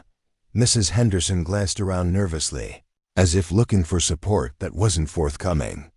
"Mr. Harrison, surely you understand that a woman in her condition... with her reputation. It reflects poorly on the establishments that cater to her." "Her condition," Ben repeated, and there was ice in his voice now. "You mean the fact that she lost her hand in an industrial accident through no fault of her own? Or do you mean her reputation as the finest cook in 3 counties, who has earned the respect and admiration of every man who works for me?" Mrs. Henderson's face flushed red. "People are talking, Mr. Harrison. They're saying that your arrangement with this woman is... irregular, that you're being taken advantage of by someone who's playing on your sympathies." Ben took a step closer to the counter, his size making the shop feel suddenly cramped. Several customers edged toward the door, sensing that they were about to witness something that would be talked about for years to come.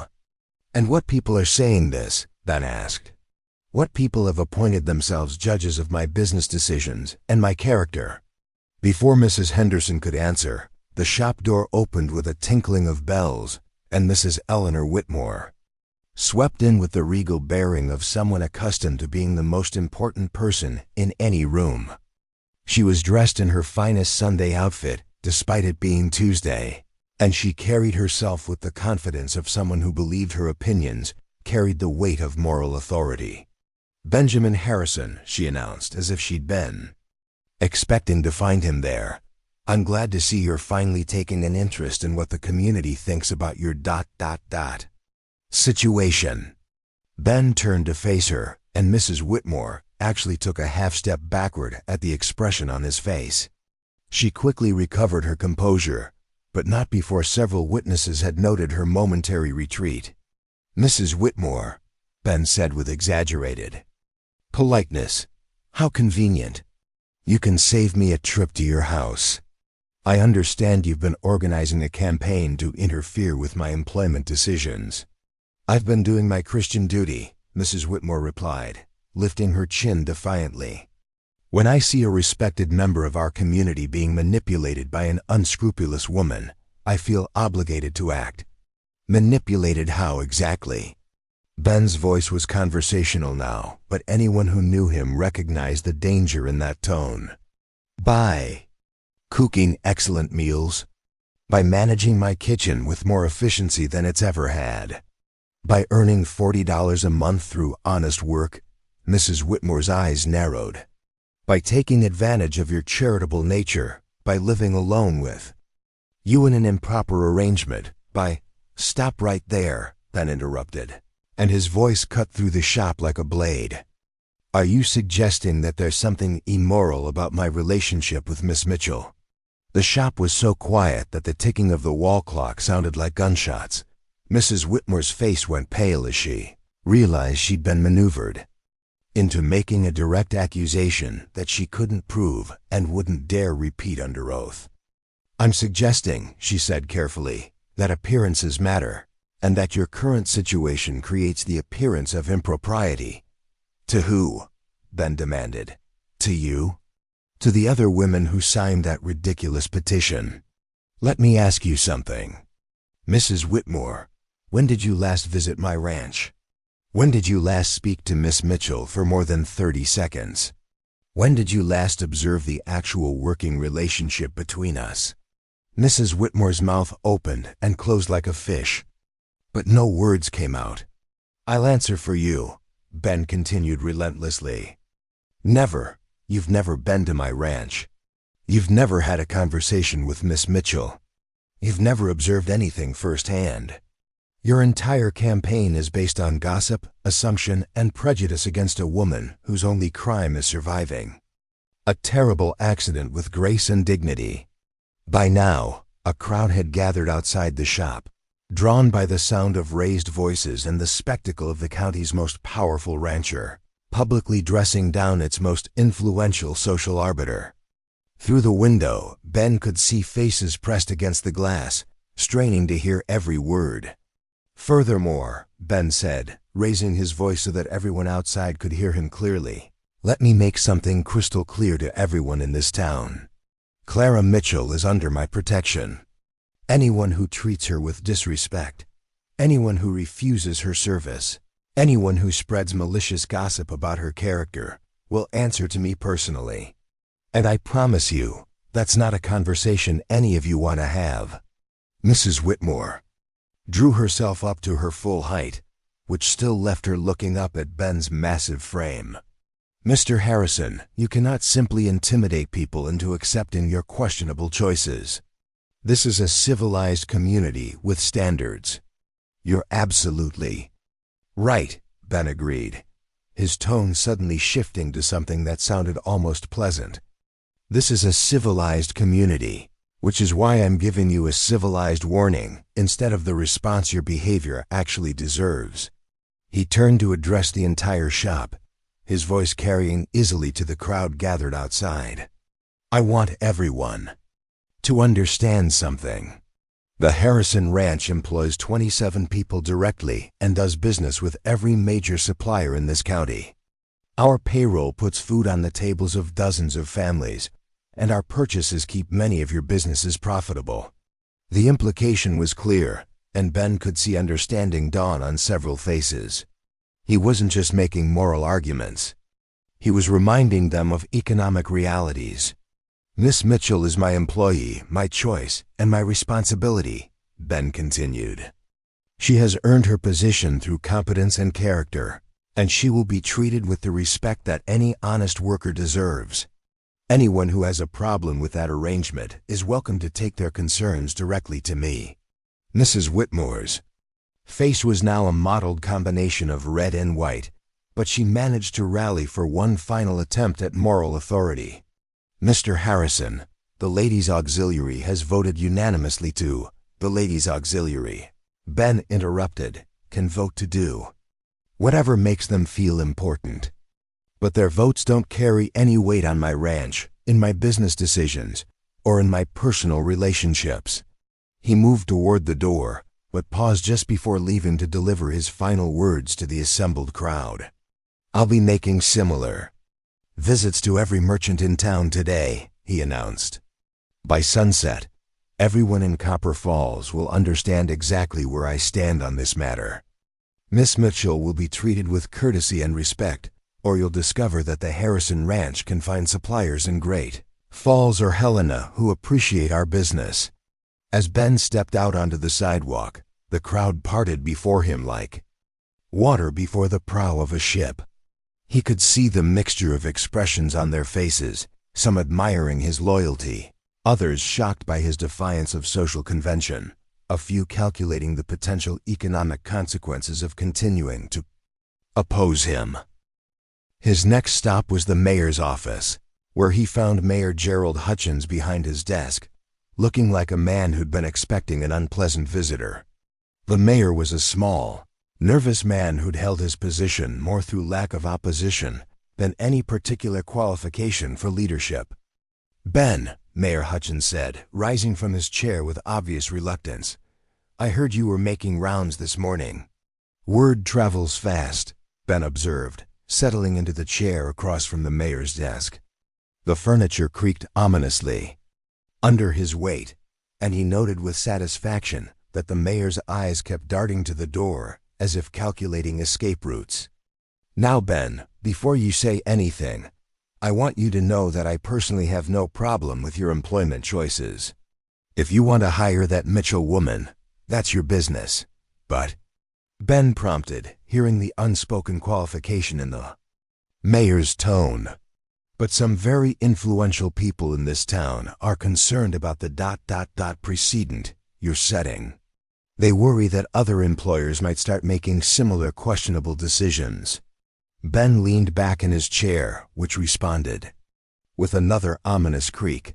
"Questionable how exactly, Gerald?" "I hired a skilled cook who needed work. She's proven herself to be excellent at her job. What's questionable about rewarding competence?" Mayor Hutchins wiped his forehead with a handkerchief, despite the morning being quite cool. "It's not about competence, Ben. It's about appearance. About maintaining community standards." "Whose standards?" Ben interrupted. "Mrs. Whitmore's? Mrs. Patterson's? A handful of women who've never worked a day in their lives telling the rest of us how to run our businesses. They're respected members of the community," the mayor protested weakly. "They're bored women with too much time and too little purpose, who've decided to manufacture drama to make themselves feel important," Ben replied bluntly. "And you're letting them dictate policy to the actual working people of this town." The mayor's face flushed. "Now see here, Ben. I can't ignore the wishes of prominent citizens just because you disagree with them." Ben stood up, his full height, making the small office feel even smaller. "Gerald, let me explain something to you. The Harrison Ranch pays more in local taxes than any other single entity in this county. We employ more people, buy more supplies, and contribute more to this town's economy than Mrs. Whitmore and her entire social circle combined." The mayor's face went pale as he began to understand the implications. "Now," Ben continued, "I'm not threatening to move my operation elsewhere, but I am pointing out that communities that don't support their major employers tend to find themselves with fewer major employers over time. You're asking me to choose between the Harrison Ranch and some of our most prominent families, Mayor," Hutchins said. "I'm asking you to choose between economics and gossip," Ben corrected. between supporting productive members of the community and enabling the prejudices of people who contribute nothing but complaints. The mayor sat heavily in his chair, the weight of the decision clearly visible on his shoulders. Ben could almost see him calculating votes, tax revenues, and social pressures, trying to find a path that wouldn't alienate anyone important. "What exactly are you asking me to do?" Mayor Hutchins finally asked. "Nothing dramatic," Ben replied. "Just make it clear that the town government doesn't endorse harassment of law-abiding citizens, regardless of their physical condition or economic status. Make it clear that businesses that discriminate against people based on disability or social prejudice shouldn't expect preferential treatment from the city." It was a reasonable request, Ben knew, but it would require the mayor to show actual leadership rather than simply avoiding conflict. From the expression on Hutchins' face, that was asking quite a lot. "I'll consider your points," the mayor said finally. "You do that," Ben agreed. "And while you're considering, remember that Miss Mitchell isn't the only person in this county who's been judged unfairly based on circumstances beyond their control.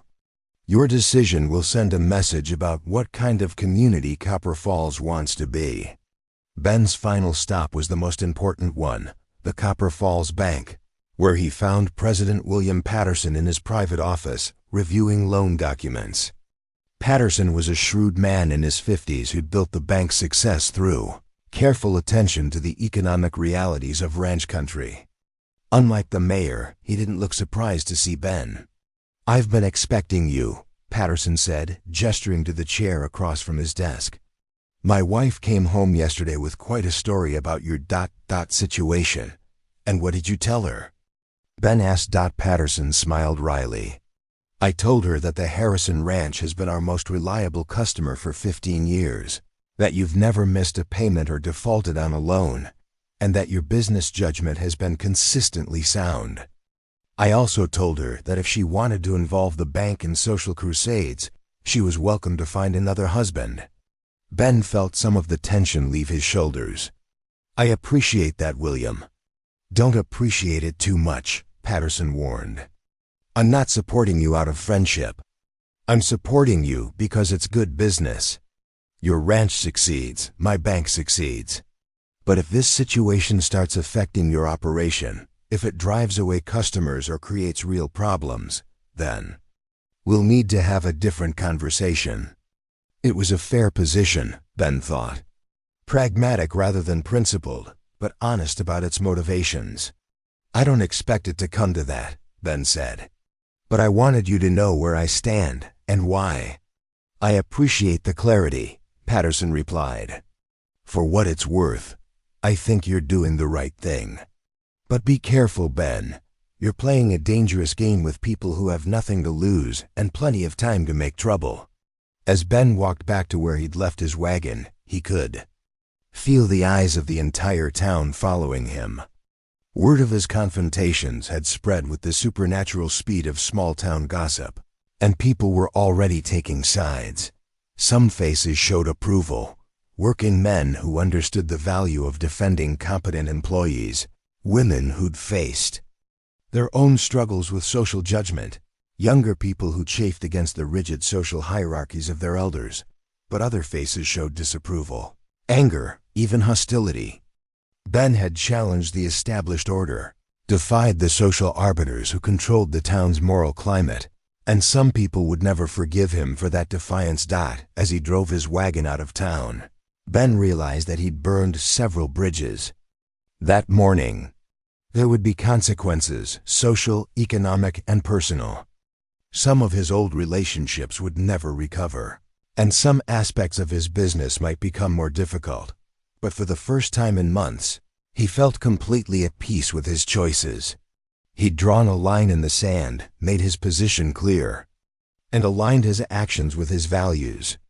Whatever came next, he would face it with the knowledge that he'd stood up for what was right, regardless of the cost. The question now was whether Clara would see his actions as protection or as dangerous recklessness that could destroy everything they'd built together. Either way, there was no going back. The die had been cast, and they would all have to live with the consequences. Clara was kneading dough for the evening's bread when she heard the wagon wheels crunching across the gravel drive. Through the kitchen window, she could see Ben's familiar silhouette against the afternoon sky, but something about his posture told her that the morning's mission to town had been more significant than either of them had anticipated. She wiped flour from her hands and met him at the kitchen door. His face was set in hard lines, and she could see the exhaustion that came not from physical labor, but from emotional confrontation. Without a word, she poured him coffee and waited for him to find the words to explain what had transpired in Copper Falls. "I think I may have made things worse," Ben said finally, settling heavily into his usual chair at the kitchen table. "Or better. I'm not entirely sure which." Clara sat across from him, noting the way his massive hands trembled slightly as he lifted his coffee cup. "Tell me what happened." Ben recounted the morning's events, the confrontation with Mrs. Henderson, the public showdown with Mrs. Whitmore, the meetings with the mayor and banker. As he spoke, Clara felt a complex mixture of emotions: gratitude for his fierce loyalty, terror at the risks he'd taken, and a deep, aching love for this man who had staked his reputation and livelihood on her worth. "You shouldn't have done that," she said quietly when he finished his account. Ben looked up sharply. "Which part? Any of it, all of it?" Clara's voice was steady, but her hands were clenched tightly in her lap. "You've made yourself enemies over me, Ben. Important enemies who can hurt your business, your standing in the community, everything you've worked to build." "Then so be it," Ben replied with a finality that made Clara's chest tighten with fear. "You don't understand," Clara said, rising from her chair and moving to the window where she could look out over the ranch that had become her sanctuary. "I've seen this pattern before. Good people take stands for me, and it costs them everything. Employers who defend me lose customers. Friends who support me get ostracized. Family members who—" She stopped, unable to finish the sentence. "What family members?" Ben asked gently. Clara was quiet for so long that Ben thought she might not answer. When she finally spoke, her voice was barely above a whisper. "I had a younger sister, Emma. She was engaged to a man from a good family in Ohio, after my accident. When I couldn't find work and had nowhere to go, she wanted to help me. She tried to convince her fiancé to let me stay with them after their marriage, to give me work in their household." Clara's reflection in the window showed the pain she still carried from that memory. He said he couldn't have a crippled woman in his house, that it would reflect poorly on his family's reputation. He gave Emma an ultimatum: choose between him and me. She chose me, Ben. She broke off her engagement, gave up her chance at a good marriage, and we survived together for almost 2 years. Ben waited, sensing there was more to the story, but I could see what it was costing her. She got older, sadder, more isolated. The good families wouldn't associate with her because of me, and eventually even her friends started avoiding her. She sacrificed her entire future for my sake, and I couldn't bear watching her waste away. "What did you do?" Ben asked, though he thought he already knew the answer. "I left, in the middle of the night, without telling her where I was going. I wrote her a letter explaining that I loved her too much to let her destroy her life for mine. I told her to find a new man, make a new start, forget she ever had a sister who held her back." Clara turned from the window to face Ben, and he could see tears streaming down her cheeks. "Don't you see? Everyone who tries to help me, everyone who stands up for me, pays a price they shouldn't have to pay, and I won't watch it happen to you." Ben rose from his chair and crossed to where Clara stood, his massive frame dwarfing her small figure. Gently, he placed his hands on her shoulders. "Clara," he said, his voice deep and warm, "what if I told you that defending you isn't a sacrifice? What if I told you that having you in my life, seeing the way you've transformed this ranch, watching you earn the respect of every man here, what if I told you that's worth more to me than the approval of people whose opinions I never valued? Anyway, Clara shook her head. You say that now, but when the consequences start piling up, when you lose business, when former friends cross the street to avoid you, then I'll discover who my real friends are. Ben interrupted. And I'll build new business relationships with people who judge me by my character, rather than by their prejudices. He cupped her face in his hands, his touch gentle despite the calluses and scars that marked a lifetime of ranch work. Clara, I need you to understand something. What happened in town today wasn't about defending you from gossips and bullies, though that's certainly part of it. It was about defending the life we've built here, the partnership we've created, the respect you've earned from men who don't give their respect easily. Clara felt her resolve wavering. The practical part of her mind insisted that she should pack her belongings and disappear before she could cause Ben any more trouble. But the part of her that had been starved for acceptance, for belonging, for love, was desperately hungry for what he was offering. What are you saying? She whispered. Ben was quiet for a moment, as if gathering courage for what he was about to reveal. I'm saying that somewhere along the way, this stopped being about giving you a job and became about building a life together. I'm saying that when I imagined my future this morning, you were in every part of it. I'm saying that I love you, Clara Mitchell, and I don't give a damn what the ladies' auxiliary thinks about it. The words hung in the air between them, weighted with possibility and terror. Clara felt as if she were standing at the edge of a cliff, with safety behind her and an unknown future spread out below. Ben, she began, but he placed a finger gently against her lips. I know you're scared, he said. I know you've been hurt before, abandoned before, judged before. But I'm not those other people, and this isn't those other places. I'm asking you to trust me, to trust what we've built together, to trust that love can be stronger than prejudice. Clara closed her eyes, feeling the warmth of his hands on her face, breathing in the familiar scent of leather and sunshine and the outdoors that always surrounded him. When she opened her eyes again, she saw her own feelings reflected in his brown gaze: love, fear, hope, determination. I love you too, she whispered, and the admission felt both terrifying and liberating. But I'm still scared. Then we'll be scared together, Ben said, and leaned down to kiss her.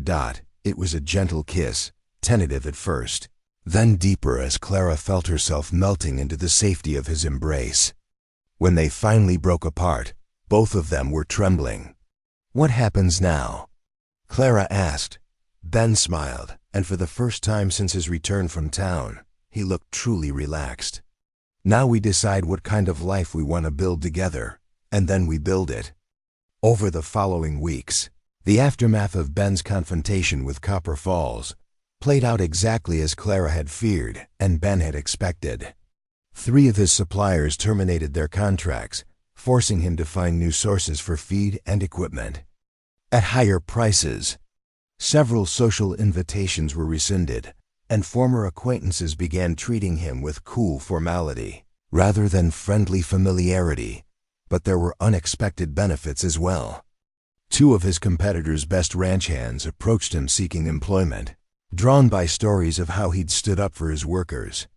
A cattle buyer from Helena, impressed by Ben's reputation for integrity, offered him a more favorable contract than he'd ever had. And the men who worked for him, seeing how he'd defended Clara, showed a loyalty and dedication that couldn't be bought. Most surprisingly, support came from unexpected quarters. Dr. Murphy, the elderly physician who'd treated Billy Crawford, made a point of visiting the ranch to meet Clara and express his admiration for Ben's stand. Several of the younger women in town, perhaps inspired by the example of a man who valued character over conformity, began treating Clara with genuine warmth when she accompanied supply runs.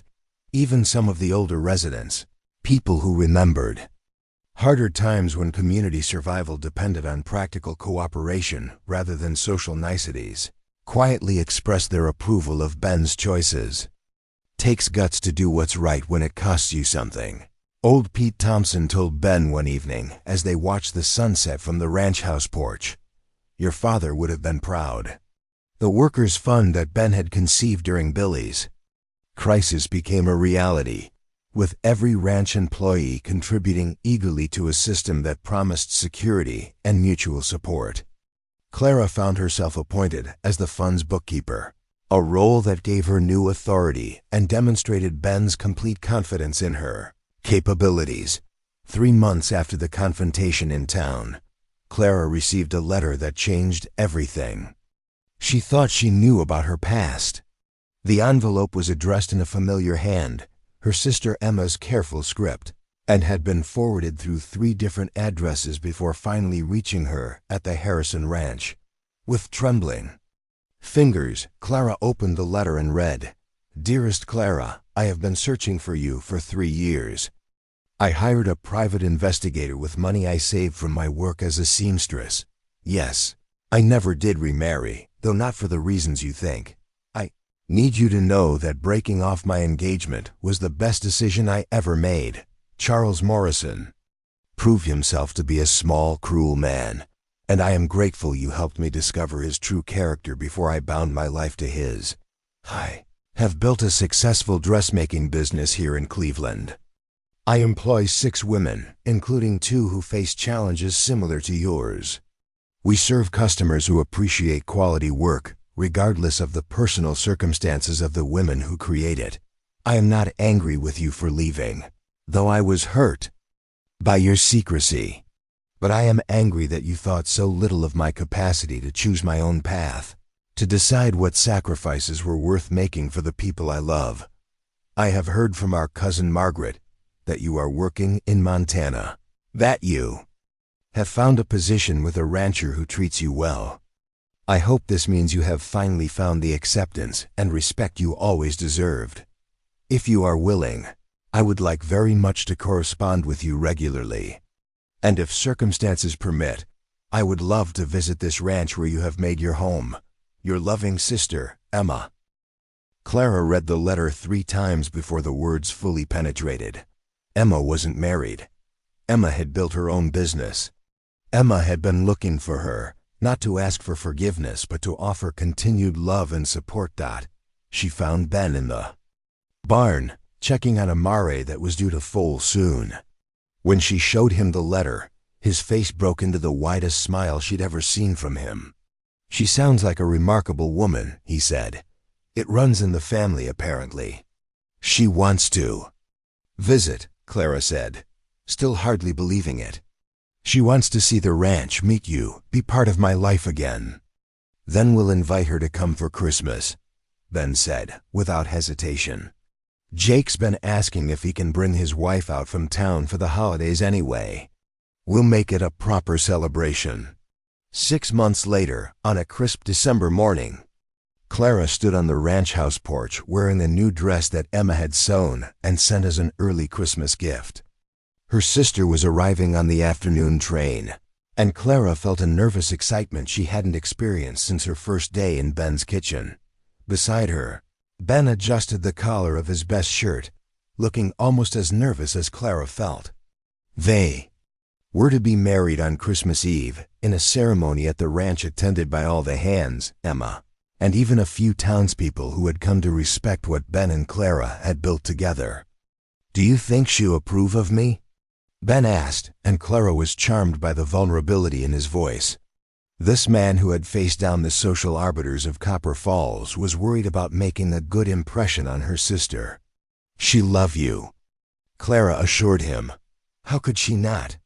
You're the man who saw past all my damaged parts to the person underneath. You're the man who fought for me when fighting was costly.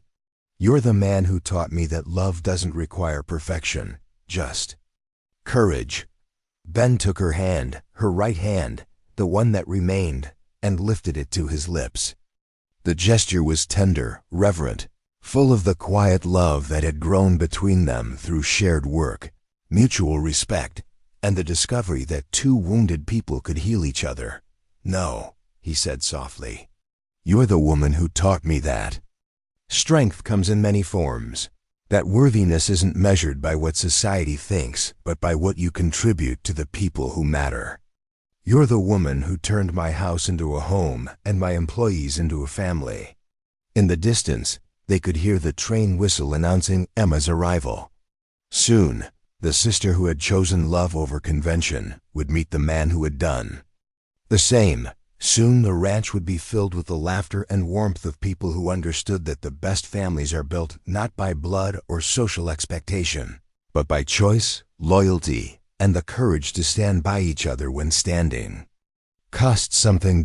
As Ben and Clara walked hand in hand toward the wagon that would take them to meet Emma, Clara marveled at how much her life had changed since that desperate day when she'd stood outside Murphy's store with an eviction notice in her hand.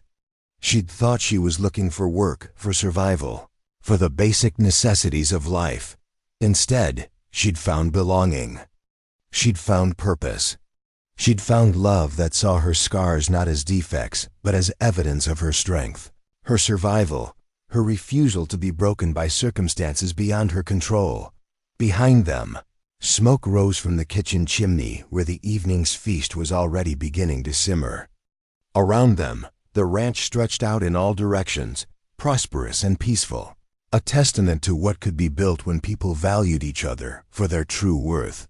And ahead of them, the future stretched bright with possibility, full of Christmas mornings and spring roundups, of shared meals and quiet evenings, of children who would grow up knowing that love was stronger than prejudice and that courage was more valuable than convention. Clara Mitchell Harrison, for that would soon be her name, had learned the most important lesson of all, that sometimes the greatest transformations come not from changing who you are, but from finding people who see clearly who you've always been. The giant rancher had noticed his cook couldn't use her left hand. Then he'd seen past the scars to the woman beneath.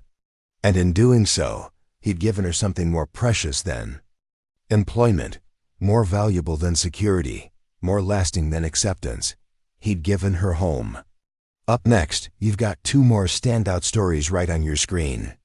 If this one hit the mark, you won't want to pass these up. Just click and check them out. And don't forget to like, subscribe, and turn on the notification bell so you don't miss any upload from us.